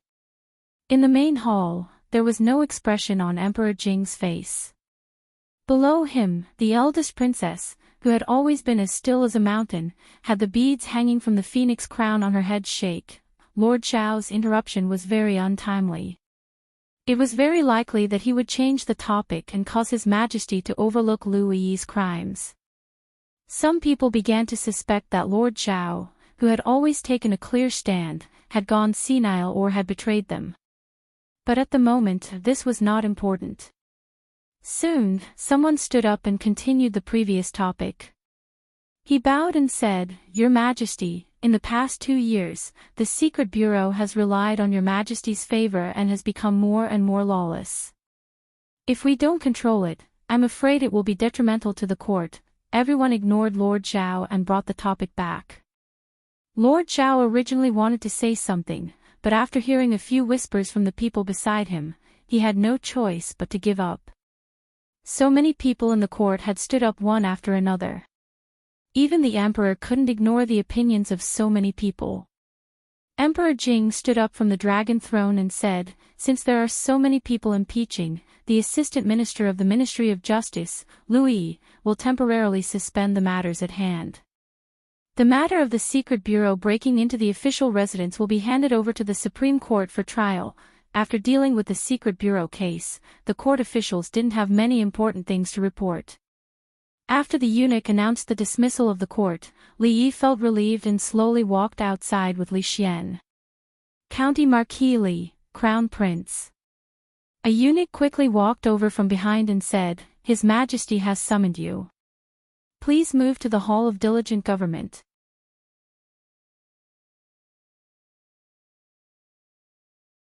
Chapter 9:16. Outside the Hall of Diligent Government, when they were about to step on the steps, Li Yi said to Li Xian worriedly, "Be careful when you go in." Li Xian nodded solemnly and said, "Don't worry, I know the importance of this matter." Regarding the matter of the Women's College, although old Lord Zhao only said one sentence and the topic was quickly diverted, the officials and the old emperor didn't seem to hear it, but Li Yi always had a bad feeling in his heart. "Greetings, Your Majesty." "Greetings, Uncle Emperor." Inside the Hall of Diligent Government, the old emperor sat on his seat, while Changde and the eldest princess stood on both sides. Emperor Jing looked up at him and asked, "Do you know about the Secret Intelligence Unit?" Li Yi nodded and said, "The Secret Intelligence Unit found that many cases of missing women near the capital were related to the Qin family. Before breaking into the house, they had already confirmed this matter, but they didn't expect that there was a traitor in the Secret Intelligence Unit, who leaked the news in advance and allowed them to transfer the evidence." Emperor Jing looked at Changde, and Changde nodded slightly. Emperor Jing asked again, I heard that Qin Yu of the Qin family raped a woman and fled to avoid punishment. Li Yi nodded again. It's true. Yesterday, the capital magistrate, Lord Liu, led the county government's constables and found the woman in the Qin family's residence. The witness and material evidence are conclusive, but Qin Yu is still missing. If we can find him, we might be able to find a connection between these two cases. It is not good for the Secret Intelligence Unit to intervene in this matter. I leave the Qin family's case to you. Emperor Jing picked up the teacup and moistened his lips, saying, "Is 1 month enough?" Li Yi cupped his hands and said, "I will do my best." The sloppy old man saw with his own eyes that the Qin family's case actually had a result, but it was difficult to show the process in front of everyone. If they still had any actions, they would definitely leave some traces, and things would be much simpler. But if after this matter, they completely stopped and couldn't collect evidence, things would become a little more troublesome. However, this case would come to an end sooner or later, so there was no need to worry too much. It was fortunate that the old emperor didn't seem to notice what the old man had said in court. Above, Emperor Jing took a sip of tea and turned to look at Mingsu. He asked, "Just now in the imperial court, great scholar Zhao accused the women's college of misleading students and spreading fallacies. Is that true?" Li Xian's expression changed and he clenched his fists tightly.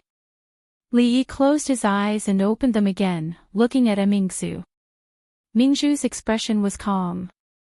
After a while, he said, "Recently, I have been focusing on national affairs and neglected the management of the women's college.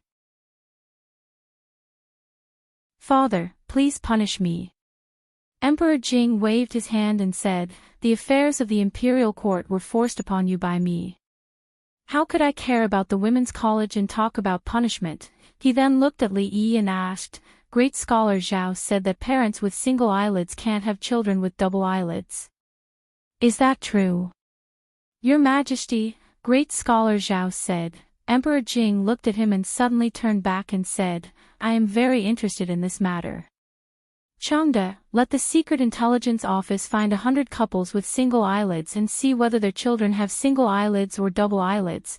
Li Xian suddenly raised his head, and the shock on his face could no longer be concealed. Above, the eldest princess looked at Li Yi with a complicated expression. Li Yi swallowed the words that he was about to say. He raised his head and looked at Emperor Jing. After a long time, he sighed and said, "Your Majesty, there is no need to trouble the Secret Intelligence Office with this matter." There was a dead silence in the hall. After a long time, Mingsu turned to look at Emperor Jing and said worriedly, "Father." Emperor Jing's expression was calm. He stretched out his hand and pressed down, saying, "Draft an edict to summon the king of Shu back to the capital." Then he waved his hand to the people below, "You can leave first." "I will leave. I will leave." "Ah, what a single eyelid, what a double eyelid." After the door of the hall was closed again, Emperor Jing stood up from his seat and laughed twice. Then he coughed violently and coughed up a mouthful of blood. The three of them walked out of the hall, all looking worried. Li Xian looked back and asked worriedly, "What should we do now?" The two of them walked silently with their heads down and did not answer. He said anxiously, "What time is it? Say something." Li Yi looked back at Mingzu and asked, "Are you hungry?" Mingzu nodded, "Yes." Li Xian was a little annoyed. "Hey, what time is it? You are still talking about this." After half an hour, at the meal, he wiped his mouth and rubbed his bulging belly, then said, "The Cui family deserved to die, but Uncle Emperor." Li Yi tore a chicken leg and stuffed it into his mouth, and said impatiently, "Eat your food." The Cui family would definitely perish, but definitely not in such a manner. He had heard the few violent coughs that came out from the hall, and he believed that Mingzhu had also heard it. Using the Cui family's destruction to exchange for these, was it worth it or not? There was no conclusion. This was just the beginning. The royal family had made such a big scandal. If it was leaked, it would cause a lot of trouble and public opinion among the people. This was something that even the brothels could not control. They still did not know what the impact of the storm would be. Li Xian bit the chicken leg and said, "Uncle Emperor handed that case to you. How are you going to investigate it?" Things had already developed to this point, and it was already out of their control.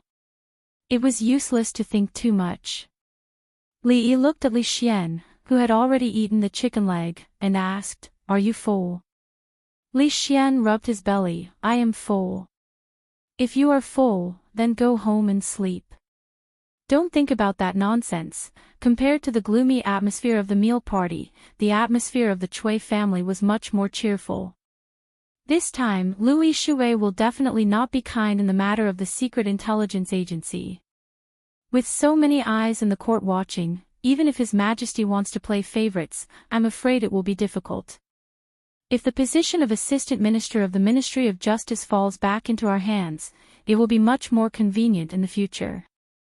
No matter who gets the position in the end, it is always good for us to get rid of one person. In my opinion, that capital magistrate is also a person who does not know what is good for him. The gloomy expression on the faces of the Chui family members was swept away. After all, this was the only thing that could slightly turn the situation around in recent days. If it was not for Louis Shui, the Chu family would not have fallen, and the Chui family would also have a power that was far more powerful than they were now. The scene of Louis Shui being condemned by thousands of people in the court today still made them feel very happy when they thought about it. At this moment, a man suddenly jogged in from outside. His face was wild with joy. As he ran, he shouted, "Lord Chui, great news, great news." Seeing that the man was almost wild with joy, Chui Qingming was puzzled and asked, "What happened? Why did Lord Su come personally?" The middle-aged man immediately said, "His Majesty has just drafted an edict to summon the King of Shu back to the capital." "What?" Chui Qingming's body trembled. He grabbed the man's arm and said excitedly, "Is this true?" "Absolutely." The man said with certainty, "The edict has already been sent to the 3 provinces. I saw it with my own eyes. Lord Chui, you just need to wait for a few more hours.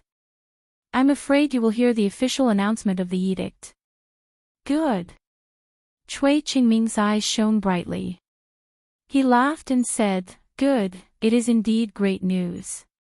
Today, the Chui residents will hold a banquet to celebrate this matter."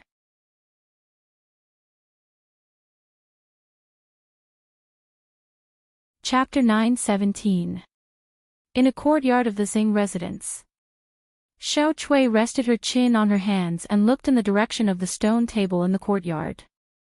She murmured, "Xiao Zhu, do you think Li won't get tired of eating osmanthus cake like that?" Xiao Zhu rolled her eyes at her and said, "Do you think Li is like you? Fickle and fickle.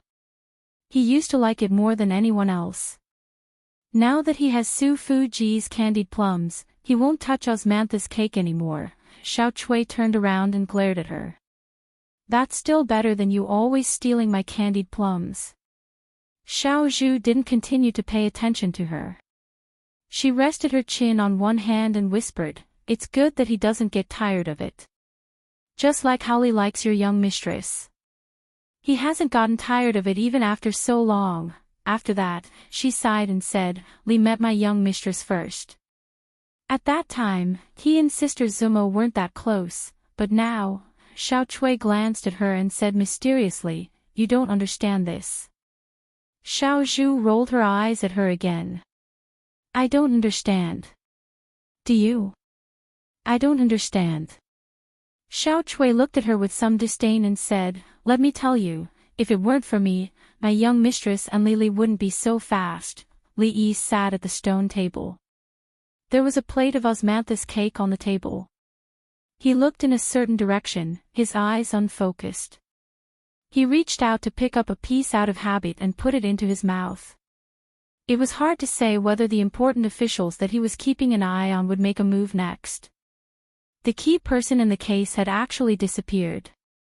Chi knew, that little bastard, had no other skills, but he ran pretty fast. Even the Secret Intelligence Bureau couldn't find him. They really underestimated him in the past. Going through Chi knew to solve this case was the simplest and most convenient method. Although it was not direct enough, sometimes being direct often meant trouble. In fact, the most direct method was to give the list to the sloppy old man. Sue's anger had not yet subsided. The wrath of a grandmaster was definitely not something that those who were used to living like princes could withstand. With a complete set of techniques to separate tendons and dislocate bones, not to mention a case, they could even confess all the bad things their ancestors had done for 18 generations. These officials were probably the last trump card of the Chui family. If the case was handled this way, the Chui family would be isolated and helpless in the capital. Moreover, if the Chui family was really related to the case, the Chu family would be their example. The advantage of doing this was that the Chui family had committed such a serious crime. Although they would not be exterminated, they would not be able to escape the confiscation of their properties. Thus, there was no need to use the matter of the King of Shu to deal a fatal blow to the Chui family. The matter of the King of Shu could be handled by the royal family as an internal matter. The problem was, although this method was straightforward, it involved so many nobles and officials at the same time. It would probably cause a huge earthquake in Jingdou. The safety of the nobles could not be guaranteed. It would certainly cause panic among the people and shake the court. Why couldn't there be a method that could satisfy both sides? What a headache, what a headache. Wan Ruoqing walked out of the room and saw that there were only a few pieces of osmanthus cake left on the stone table. She walked into the kitchen and took out another plate to replace the empty one on the table. Li Yi was thinking about something. When he put the thing he touched into his mouth out of habit, he found that something was wrong. Osmanthus cake, it didn't taste like this. He came back to his senses and looked down.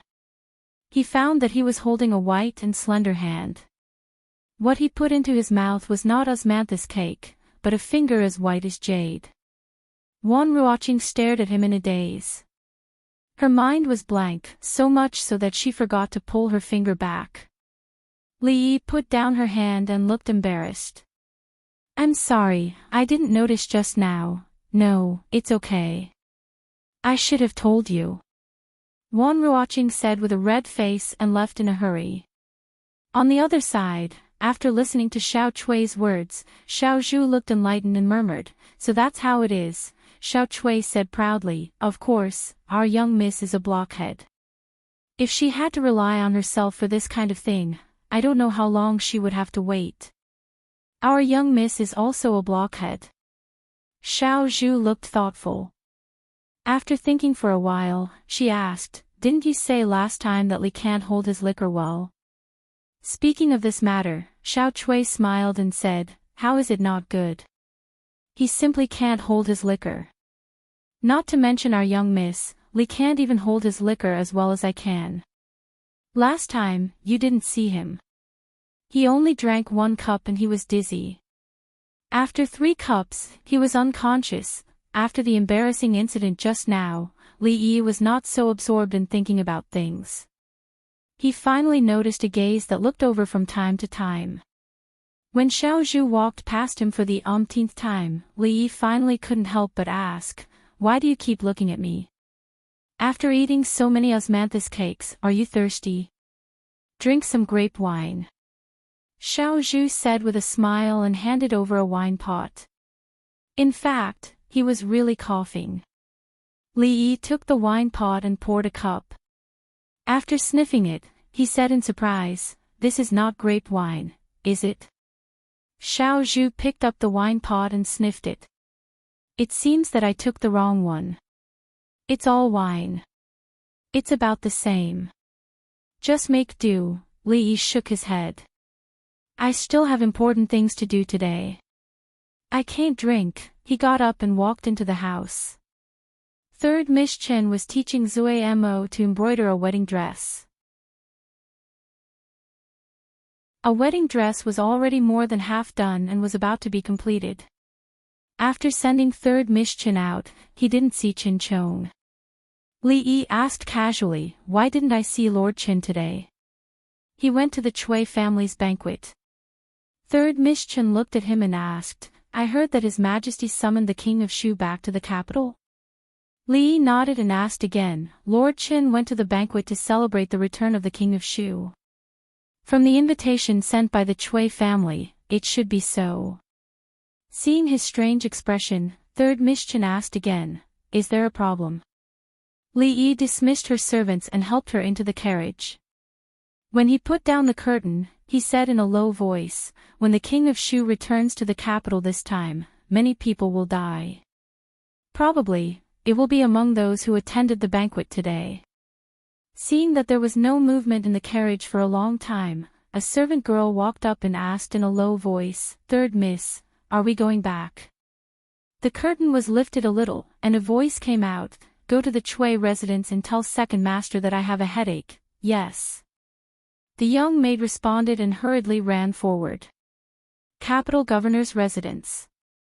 A servant handed over an invitation and asked, "Master, are you really not going to the invitation sent by the Chui family?"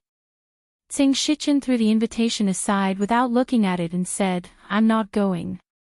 If they ask, just say that I have a headache." Chui residence. Chui Qingming, who was already in charge of all the affairs of the Chui family, stood at the door and personally welcomed the guests. "Lord Qin, please come in, please come in. Lord Han, please go in first. We'll talk later. Elder Zhao, you're here too." The guests were also full of smiles. After presenting their gifts, they cupped their hands in greeting. "I've also heard that the King of Shu is about to return to the capital." "Congratulations, Lord Chui. His Majesty summoned His Highness back to the capital at this time. The meaning is self-evident." "I'll congratulate Lord Chui in advance." Although the news of the King of Shu's return to the capital had not been widely spread, the officials in the capital naturally had channels to know. No matter how they were suppressed in the capital, as long as His Highness was still alive, their hope was still there. Now, their hope had returned. In front of the Chui residence, a carriage stopped. Chui Qingming walked up and greeted with a smile, "Brother Qin." A servant girl ran over, panting, and whispered a few words in Chen Chong's ear. Chen Chong's expression changed, and he asked, "What did you say?" "Third Miss is sick." Chui Qingming was startled. He took another step forward and said, "Brother Qin, please." Chen Chong turned around and jumped back into the carriage, urging, "Hurry back to the residence." Chui Qingming stood where he was, watching the carriage leave in a daze. "Please come in." The two words had just left his mouth when they dissipated in the wind.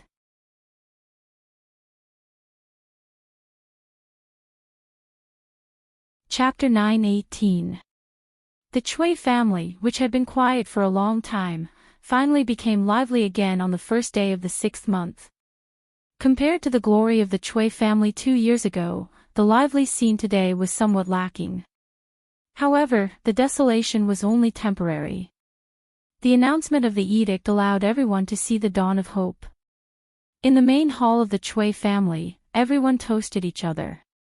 The host and guests were happy and full of smiles. As they chatted, someone looked around, put down his wine cup, and said in surprise, "Why don't I see Lord Qin and Lord Tseng?"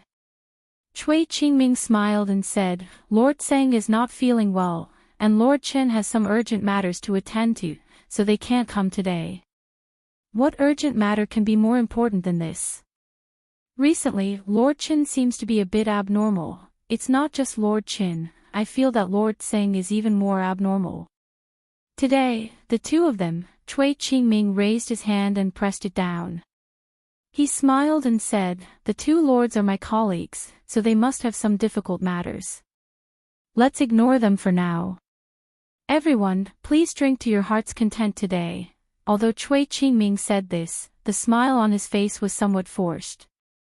There was a trace of darkness hidden in his eyes that no one noticed. Lord Qin, is there any news from nephew Qin? Cui Qingming did not want to talk about this matter anymore, so someone changed the topic at the right time. A trace of anger appeared on Qin Yan's face. He said, "This unfilial son, I don't know where he went. He didn't even bring a message to the family. Lord Qin, everyone here is on the same side. You don't need to hide. Yes, this is not a serious case. There is no need for nephew to hide. This will make things more complicated." Qin Yan's face revealed a complicated expression. "I won't hide it from everyone. This official really doesn't know where that unfilial son went. Everyone is well aware of this matter." Lord Qin is wrong. Qin Yan shook his head and no longer argued. He turned to look at Cui Qingming and said, "His Majesty gave that case to Li Yi. I worry." Cui Qingming raised his wine cup and smiled unconcernedly. He said, "So what if it was given to him? Not to mention that we have already taken care of this case. Even if he finds it, what can he do?" A month's time was not short, but it was not long either. However, it was not enough to investigate a case that could not be found through proper channels. Li Yi did not think that he was better than Master Bao. In fact, in terms of normal investigation, he was not as good as Louis Shui. On the surface, Louis Shui was being investigated by the Supreme Court, but he was secretly collecting evidence. Li Yi had nothing to do. In the past half a month, all he did was teach Mississippi Lu to read, play with the Tsundra Lolita and Yong Ning, accompany Rui, and sleep with the little fellow, and often visit Ruoqing's place. That was all. During this period of time, the case was still pending, and Su had a lot of opinions about him. He had an eccentric temperament and rarely cared about anything, but if he cared about something, it would not be easy for him to let it go. 10 days, 10 more days. Before he left, Li promised him again and again that if there was no result within 10 days, he would use his own method to solve this matter. In the morning dew hall, the eldest princess, who had just left the court, had not yet had time to change out of her court clothes. She looked at Li Yi, and after a moment, said slowly, "Don't investigate the case that father asked you to investigate anymore." Li Yi did not speak, but just looked at her quietly, waiting for her explanation. Louis Shui has been secretly investigating this case for more than half a month. Mingzu poured a cup of tea for him, sat down and said, "The Cui family, the Qin family, and nearly 1/3 of the dignitaries in the capital are involved. The Cui family has done so many things, and the reason why they are still fearless is that once something happens to the Cui family, these people will all be involved. There are too many people involved in this case. This is an extremely powerful force. Once they fight back, it will cause great turmoil, affecting the entire capital and even the country." Li Yi took a sip of tea and said, "Then don't give them a chance to fight back." Mingzi shook her head and said, "That's impossible. As long as you take action against one family, the others will immediately unite. You alone, even with me, can't resist them." She looked out of the window and said tiredly, "The capital has been rotten from the root. It doesn't matter if the root is rotten, as long as the rotten root is dug out, you can't give up." Li Yi smiled, said nothing more, turned around and left. Mingzi quickly walked out of the door and said, "We will think of a way to deal with this matter, don't act rashly." Li Yi waved his hand and said, "I know." When he walked out of the palace gate and was about to get on the carriage, a voice with a smile came from behind. "Isn't this the famous County Marquis Li?" A middle-aged man came out of the palace and asked with a smile, "I heard that His Majesty gave a serious case to County Marquis Li with a deadline of 1 month. Now that the deadline is almost here, I wonder how County Marquis Li's investigation is going."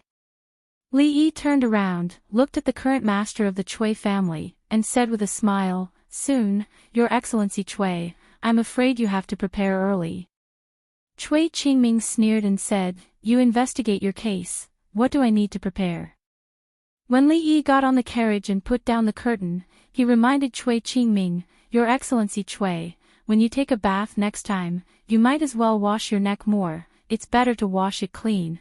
Cui Qingming was stunned, and didn't come to himself until the carriage went far away. He touched his neck and asked, what did he mean? The servant behind him shook his head. Cui Qingming watched the carriage disappear completely, and his face darkened. He said coldly, you don't know what's good for you. I want to see how long you can be so arrogant. The Qin family. Qin Yan looked at the drunk fifth master of the Qin family who walked in from outside, and his already gloomy face became even more unsightly. He said angrily, look at you, all you do is drink. Do you know how the people outside talk about you, how they talk about our Qin family? Qin he raised his head to look at him and asked, isn't this good?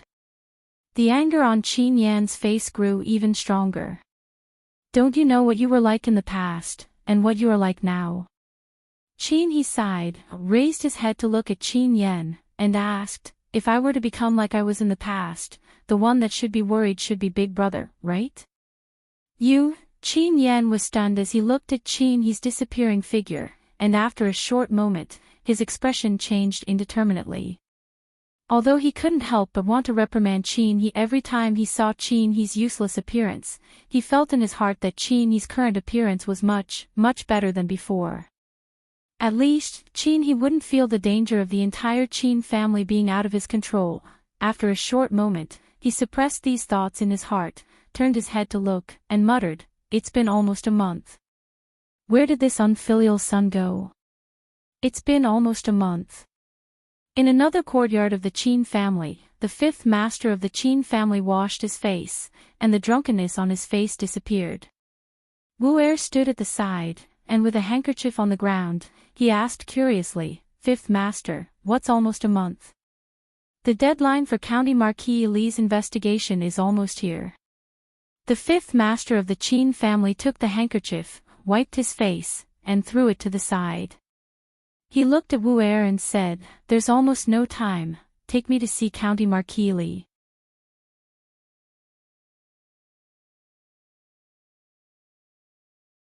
Chapter 9:19. Imperial father spends most of his time sleeping now. Imperial mother won't even let me talk to Imperial father. The proud Lolita propped up her chin with one hand and sat opposite Li. Bored, she picked up the chess pieces on the chessboard and muttered, I wanted to play chess with Imperial father today. If I deliberately lost a few games to him, perhaps Imperial father would be happy. Li rubbed her head and said, you know how to let go. Our Shaning has also grown up now. In the past, when Li rubbed her head like this, she would always squint her eyes, smile, and reveal the dimples at the corners of her mouth, like a lazy cat. She didn't know when it started, but she started to resist this action. In that game just now, I also let Sir win a few times. Otherwise, I would have won a long time ago. She puffed out her chest and said with some pride, moreover, I didn't just grow up. I've grown up a long time ago. I'll be 15 soon. A 15-year-old proud Lolita could no longer be called a little girl. When Li looked carefully, he found that the trace of baby fat on her face was now completely gone. She looked at Li with joy, shook his arm and said, Sir, now that I've grown up, can I drink the same soup as Imperial sister? Li was startled. He lowered his head to look at her and asked, why do you want to drink that kind of soup? Nothing much. If Imperial sister can drink it, then I can drink it too. She lowered her head and looked at her toes. She said with a red face, moreover, I've already asked the nannies in the palace. Making soup for Xiao Huan and Rui was out of consideration for family. Giving soup to the eldest princess was out of concern for a friend. To let a proud Lolita drink soup, then he was a beast with evil intentions. Before he could think of a reason to fool her, the servants of the Li family came to report that a guest had come to visit. This was truly an unexpected guest. Qin he stepped into the hall and bowed. Greetings, Lord Li. Wu Er lowered his head and walked over from behind. He silently stood behind Li. Li stretched out his hand and said, sit. After Qin he sat down, he looked at the girl who had an extraordinary temperament and was playing with the chessboard in boredom. Li Yi introduced, "This is Princess Shaoning." Qin he, who had already sat down, suddenly stood up and said respectfully, "This commoner greets your highness." "Don't stand on ceremony, don't stand on ceremony."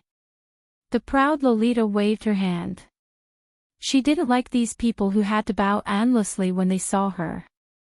She was still waiting for this person to leave so that she could talk to the mister about drinking the soup. Li Yi picked up his teacup and gestured to Qin he, asking, "May I know why 5th Master Qin is here today?"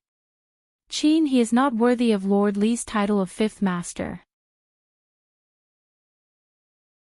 After Qin Wuye sat down, he shook his head and said, "Lord Li, you've been investigating the Qin family's case these days.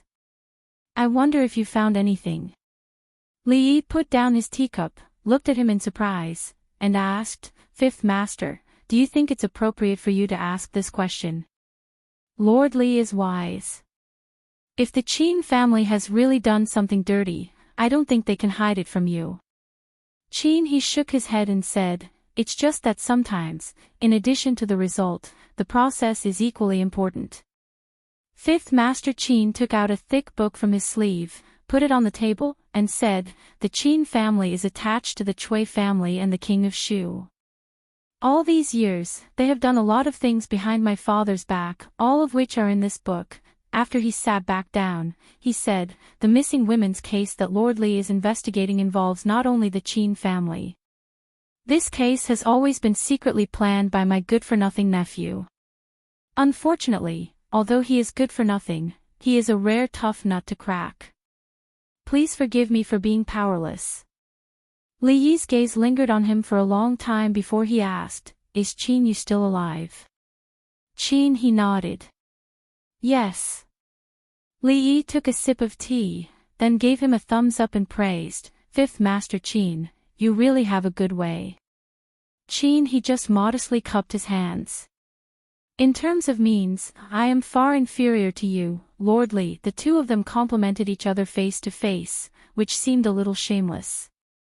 Li Yi looked at him and asked, "You came today to deliver this?"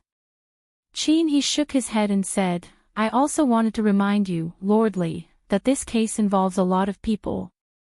Once it is investigated in depth, I'm afraid it will affect half of the capital. It's best to be careful." Li Yi looked distressed. "Then what should I do? I definitely can't fight half of the capital. How about we stop investigating and go to His Majesty to receive punishment?" Qin he lowered his head, then quickly raised it again. Looking at the chessboard beside him, he said, "Press the strong and not the weak. Take away a few of their most important chess pieces, and they will also lose the game." Li Yi nodded, looked at him, and asked, "5th Master, do you also play chess?" This turn could not be said to be small. Qin he came back to his senses and nodded. "I know a little." Among the people she found who could play against her, the arrogant Lolita had no opponents. Li Yi handed the black chess pieces to Qin he, then looked at the arrogant Lolita and said, "If you beat him, you can drink as much soup as you want." The arrogant Lolita's eyes lit up, and she asked excitedly, "Really?" Li Yi nodded. "When has Master ever lied to you?" "Pinky swear." After confirming with Li Yi, the arrogant Lolita looked at Qin he and urged, "What are you still standing there for? Come over and play chess." Qin he lowered his head and said, "What kind of status do I have? How could I dare to play chess with the princess?" The arrogant Lolita put her hands on her hips like a little hen and pretended to be fierce. "I tell you to play, so play. This is an order." Qin he glanced at Li Yi and had no choice but to sit over. After a dozen moves, the arrogant Lolita wrinkled her pretty nose and said with dissatisfaction, "Even if I want to win, I want to win fair and square. I don't need you to go easy on me. If you go easy on me again, I will ask Father Emperor to beat you." Qin he's face was expressionless, but a trace of surprise appeared in his eyes. He nodded and said, "This commoner obeys." Although Li Yi had also investigated this fifth master of the Qin family, he only knew that he was good at chess from a seemingly unintentional sentence from Prince Ning. The arrogant Lolita did not lack talent. What she lacked was the accumulation of time and experience. In terms of chess skills, she was still a distance away from these old foxes. Not long after, her delicate eyebrows furrowed tightly. Qin he put down a chess piece and stood up. He cupped his hands and said, "Your Highness, thank you for going easy on me." The arrogant Lolita's little face showed a look of distress. If she lost, she would not be able to drink the soup that Master personally brewed. She glared at the person opposite her. This man was really hateful. She was still a child. Did he not know to go easy on her? "What are you so proud of?" She curled her lips and removed the black chess pieces at several key positions on the chessboard. She put down her white chess pieces and said proudly, "Now I've won." Qin he opened his mouth. The arrogant Lolita immediately said, "Don't speak. If you speak again, I'll have Imperial Father beat you." Li Yi looked at Qin he and said with a smile, "Sorry, this is how our family plays chess." The arrogant Lolita was overjoyed because Master had just said, "our family." Qin he looked at the chessboard, then looked at Li Yi. He seemed to have understood something. A smile also appeared on his face. He took back the booklet on the table and bowed, saying, "I've lost. Your Highness, Lord Li, I will take my leave." "Master, I've won." The arrogant Lolita turned to look at him and made a gesture of victory. In the kitchen, Li Yi helped the arrogant Lolita boil soup. He conveniently took a chicken leg and handed it to the sloppy old man standing outside the door with a bitter expression. The sloppy old man glanced at him. "I have no appetite." Forget it, forget it. That thing. I'll give it to you." Li Yi took out a booklet and handed it to him. He said, "If you don't have enough people, you can go to the Luo Alliance to find Lu Luo. They shouldn't refuse Su's request." After the sloppy old man took the booklet, he flipped through it and turned to leave. After a few steps, he turned back and snatched the chicken leg from Li Yi's hand. The next moment, his figure suddenly disappeared.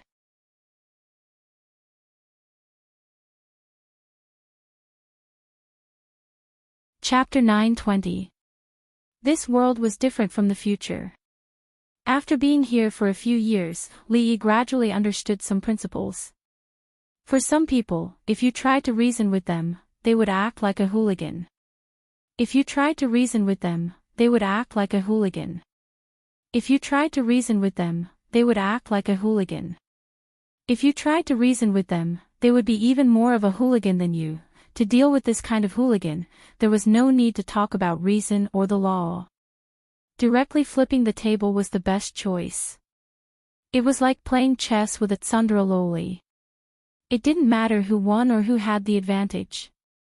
As long as she used her ultimate killing move, the universe's invincible howling celestial dog, or the contestants turned into the referee and declared that they would win, the game would be over.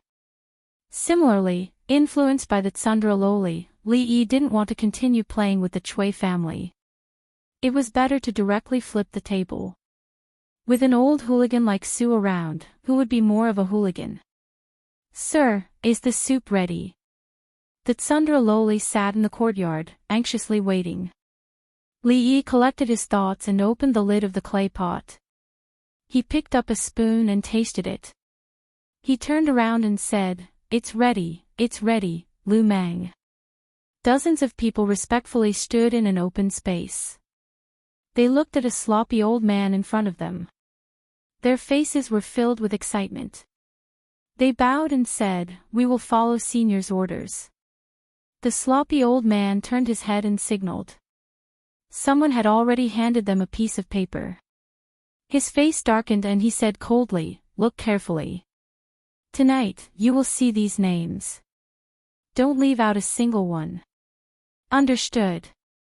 Everyone bowed and their voices resounded throughout the drill ground. Qin Manor.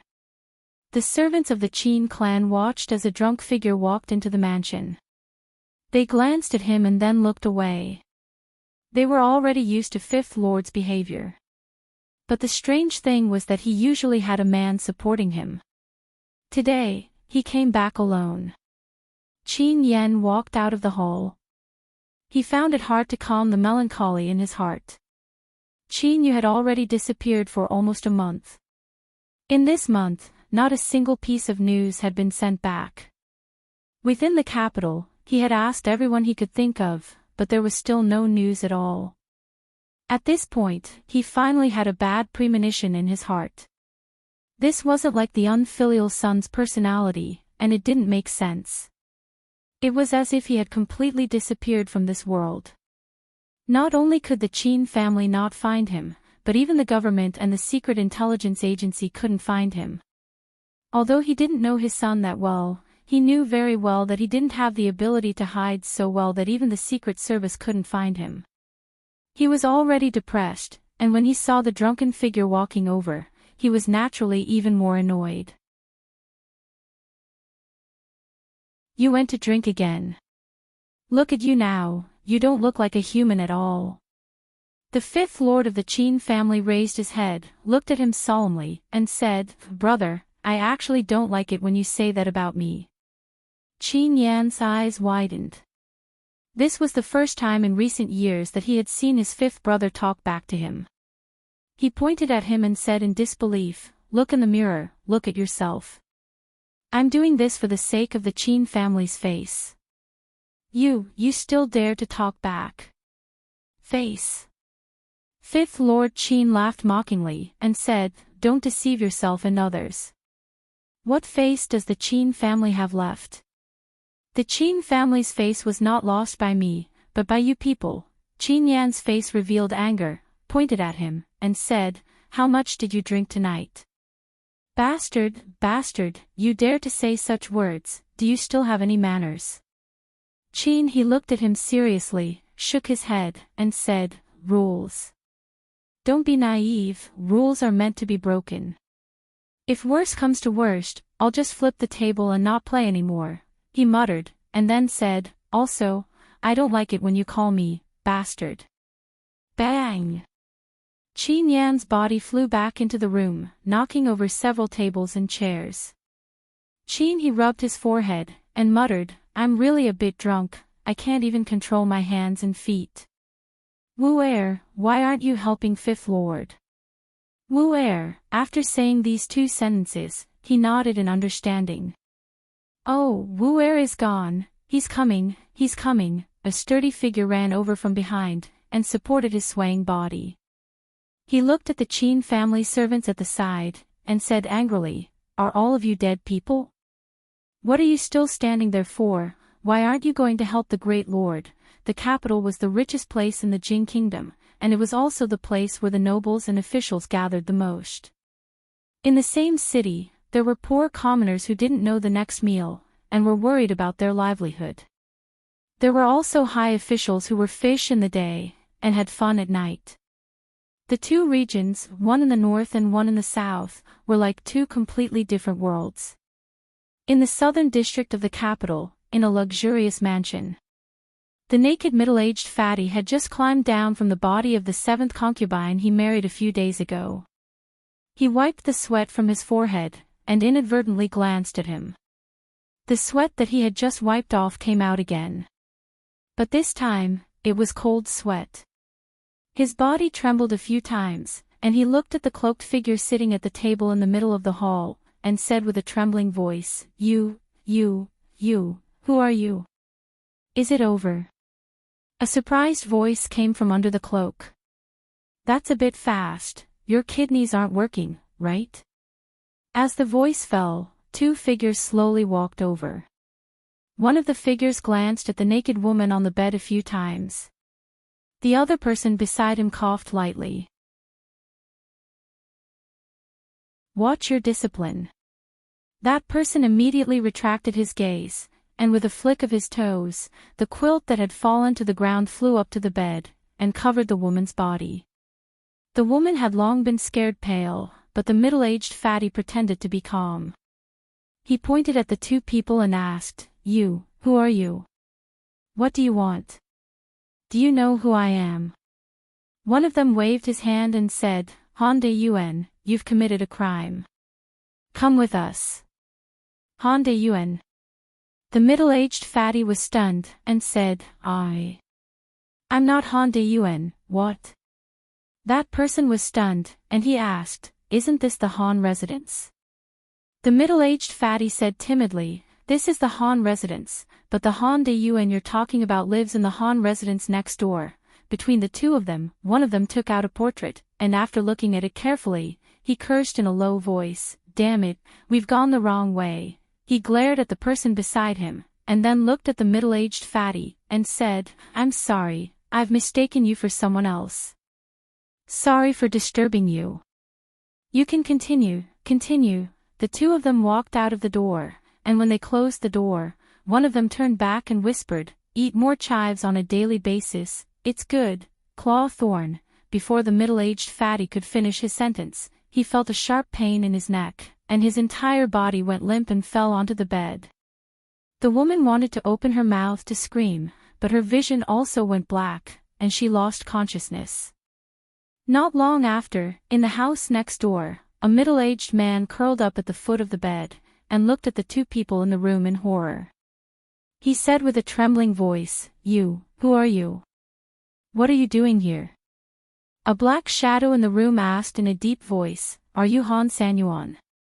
The middle-aged man felt relieved, and he shook his head and said, No, you've got the wrong person. I'm Han de Yuan, that's right." A person walked forward and tapped his neck lightly.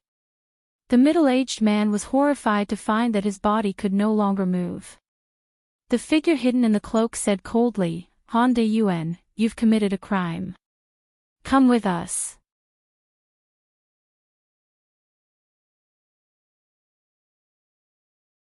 Chapter 9:21. The weather is dry. Be careful of the fire. Guard against thieves and burglars. Close the doors and windows. It's the third watch. It was a dark and windy night. It was a day of murder and arson. The clouds were thick and the stars were hidden, covering the moon. The entire capital was shrouded in a thick layer of darkness. The next day would certainly not be a sunny day, but for some people, tonight was a rare opportunity. In the third watch, in the capital, regardless of whether it was the commoners or the nobles, they had all put out their lights and gone to sleep. The night watchman struck the gong and slowly walked through the streets. From time to time, a group of patrolling soldiers would hurriedly pass by. Their armor and weapons clashed, creating clanging sounds. However, neither the night watchman nor the soldiers noticed that above their heads, countless ghostly figures were swiftly passing by. In a noble manner. In the quiet manner, a few barks suddenly came from a dog. A guard opened his sleepy eyes and mumbled, "It's the middle of the night. What are you barking for? Tomorrow, we'll kill you and make stew." Although he said this, he still got up and opened the door, intending to go over and take a look. In the courtyard, in the darkness of the night, a black figure looked indifferently at the vicious dog opposite him. The vicious dog immediately stopped barking and ran back to its kennel with its tail between its legs. The guard, whose hand was already on the door latch, narrowed his eyes and listened. He then shook his head and sleepily returned to his room. In a room in the courtyard, another figure completely shrouded in a cloak patted the face of a man who was sleeping soundly on the bed. "Wake up," the man opened his eyes. His face was filled with panic and fear. Then, his acupuncture points were sealed. He could not move or speak. His entire body was put into a large bag. The figure carried the bag and walked into the courtyard. With a light leap, he leaped onto the courtyard wall. The figure in the courtyard glanced at the kennel and quickly retreated. In the darkness of the night, there was more than one figure carrying a large bag hurriedly. Everyone rushed over from all directions. Finally, they all gathered in the same courtyard. The unkempt old man swept his gaze over them and said, "Count, count. Is everyone here?" A person counted and respectfully said, "There should be 40 people, but there are 38. There are 2 more people on the way. Senior, please give us your instructions." "They're here." As soon as the voice fell, 2 large bags were thrown in from outside. The sloppy old man walked back into the hall, pulled out a chicken leg, took a bite, and said, "You should be responsible for your own people." There were quite a few rooms in the courtyard.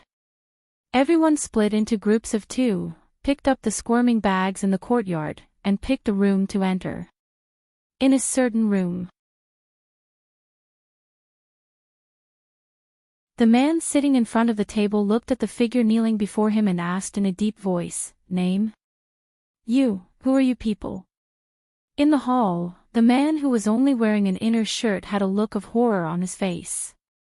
"Why did you bring me here?" The man asked again, "Name?" "You, do you know who I am? If you capture me, don't even think about escaping the capital." Behind him, a man kicked him impatiently. "I'm asking you a question. Come back here and don't play any tricks." Although the man kneeling there was terrified, the situation was beyond his control. In order not to provoke these villains, he could only answer honestly, "Wei Qi." Official position: Ministry of Works. Assistant Minister of the Ministry of Works. The man glanced at him and said, "What bad things have you done? Tell me." The man called Wei Qi looked up, then lowered his head and said, "I don't know what you're talking about. Leniency for those who confess, and severity for those who resist." The man in the cloak reminded him, for example, the dirty things you've done with the Qin family and the Cui family. "Tell me everything." Wei Qi's body trembled. He raised his head and said helplessly, "Why did you capture me? I really don't know what you're talking about." The man in the cloak turned his gaze to another person and said, "Don't waste time. Do it. You want to." "Ah." The man named Wei Qi had not even finished his sentence when he fell to the ground. Blue veins were bulging on his exposed skin. His forehead was dripping with cold sweat. His body was twitching uncontrollably. It was obvious that he was in extreme pain. The man squatted down and asked, "Are you going to tell me?" I don't know. I don't know what to say." The man didn't ask any more questions. Instead, he reached out and touched a certain spot on Wei Qi's body again. This time, the blue veins under his skin began to throb like wriggling earthworms. It was extremely terrifying. At the same time to time, he let out a low roar of extreme pain. Tears and mucus flowed down his face. Without waiting for the man to ask any questions, he immediately said, I'll tell you everything." The man reached out and touched Wei Qi's body twice. Wei Qi's clothes were already soaked. He lay on the ground, gasping for breath, as if he had just been fished out of the water. The man shook his head and threw a pen and paper in front of him. "Why didn't you cooperate earlier? Be honest and don't try to fool us. We all know your background. If you dare to write a lie, I'll let you have a taste of what you just experienced." Wei Qi quickly turned over, grabbed the pen, and quickly wrote on the paper. If he confessed, he might lose his official hat and die. But if he didn't, he would feel worse than death. Even if he died, he didn't want to experience that kind of torture again, in another room. "You don't want to talk, do you?" The masked man stood up and looked at the figure kneeling in the room. After taking 2 steps, he said to another person, "Do it." The man was stunned and asked, "Do what?"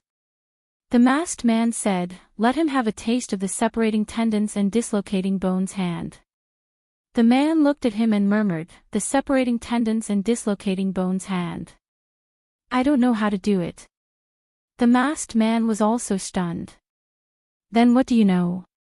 The man shook his head and said, I practice proper martial arts, not this kind of method. The masked man sat down again and said, I don't care. I was the one who caught him, so you can interrogate him. If you can't interrogate him, my points won't be deducted. You. That person glared at him, but he also felt somewhat helpless. He lowered his head to look at the man kneeling on the ground with a face full of panic and praised, this person is not a good person, but he looks rather handsome. He looked up at the masked man and said, step aside. After saying that, he began to take off his pants. The man kneeling on the ground changed his expression and said in a trembling voice, what are you doing? Don't, let me go. I'll tell you everything. The man shook his head with some regret and put on his pants. Looking at the masked man, he said, the interrogation is finished.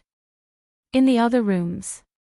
We will not wrongly accuse any good person, and we will not let any bad person go.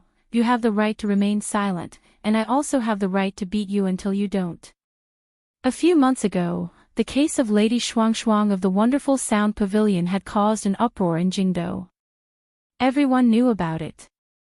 Later on, her unjust case was redressed. In order to commemorate her, warn the Yamen, and comfort the people, the court reformed the law and built an ancestral hall for her in Jingdo. In order to thank Lady Shuang for her contributions, people did not hesitate to travel from distant places to pay their respects. As a result, the incense and offerings in Lady Shuang's ancestral hall never stopped. Every morning, before the ancestral hall opened, countless people would line up in front of the door, waiting for the manager to open the hall. Today was also a normal morning. A Yamen runner yawned. After opening the main door of the ancestral hall, he did not go in to take a look. He walked away in a daze. His daily duty was to open and close the door. It was still early, so it was best to go back and have a good night's sleep. Everyone lined up and walked in, holding incense and offerings in their hands. The moment they stepped into the courtyard, they saw a scene that they did not expect. According to tradition, before entering the ancestral hall, they had to first pay their respects in front of the stone tablet in the courtyard. At this moment, figures were tightly bound with ropes. They were kneeling motionlessly in front of the stone tablet. In front of each of them was a piece of paper that was pressed down by a stone. The paper was densely packed with small words. It was too far to see clearly. Everyone stopped in their tracks. Their faces were filled with shock. They did not dare to go forward. Taking advantage of the time when someone reported to the Yamen, some busybodies counted the number of people kneeling on the ground. There were exactly 40 people. Finally, someone could not resist his curiosity and took a few tentative steps forward. Soon, a number of people followed. You're tuning into the LoveLore Library YouTube channel. We're so grateful for your support, and don't forget to subscribe to join us on this incredible journey through captivating stories. Your generosity through donations truly makes a world of difference, as it's the primary source of revenue that allows me to expand and enhance this channel for you. Thank you from the bottom of my heart for being a part of this adventure.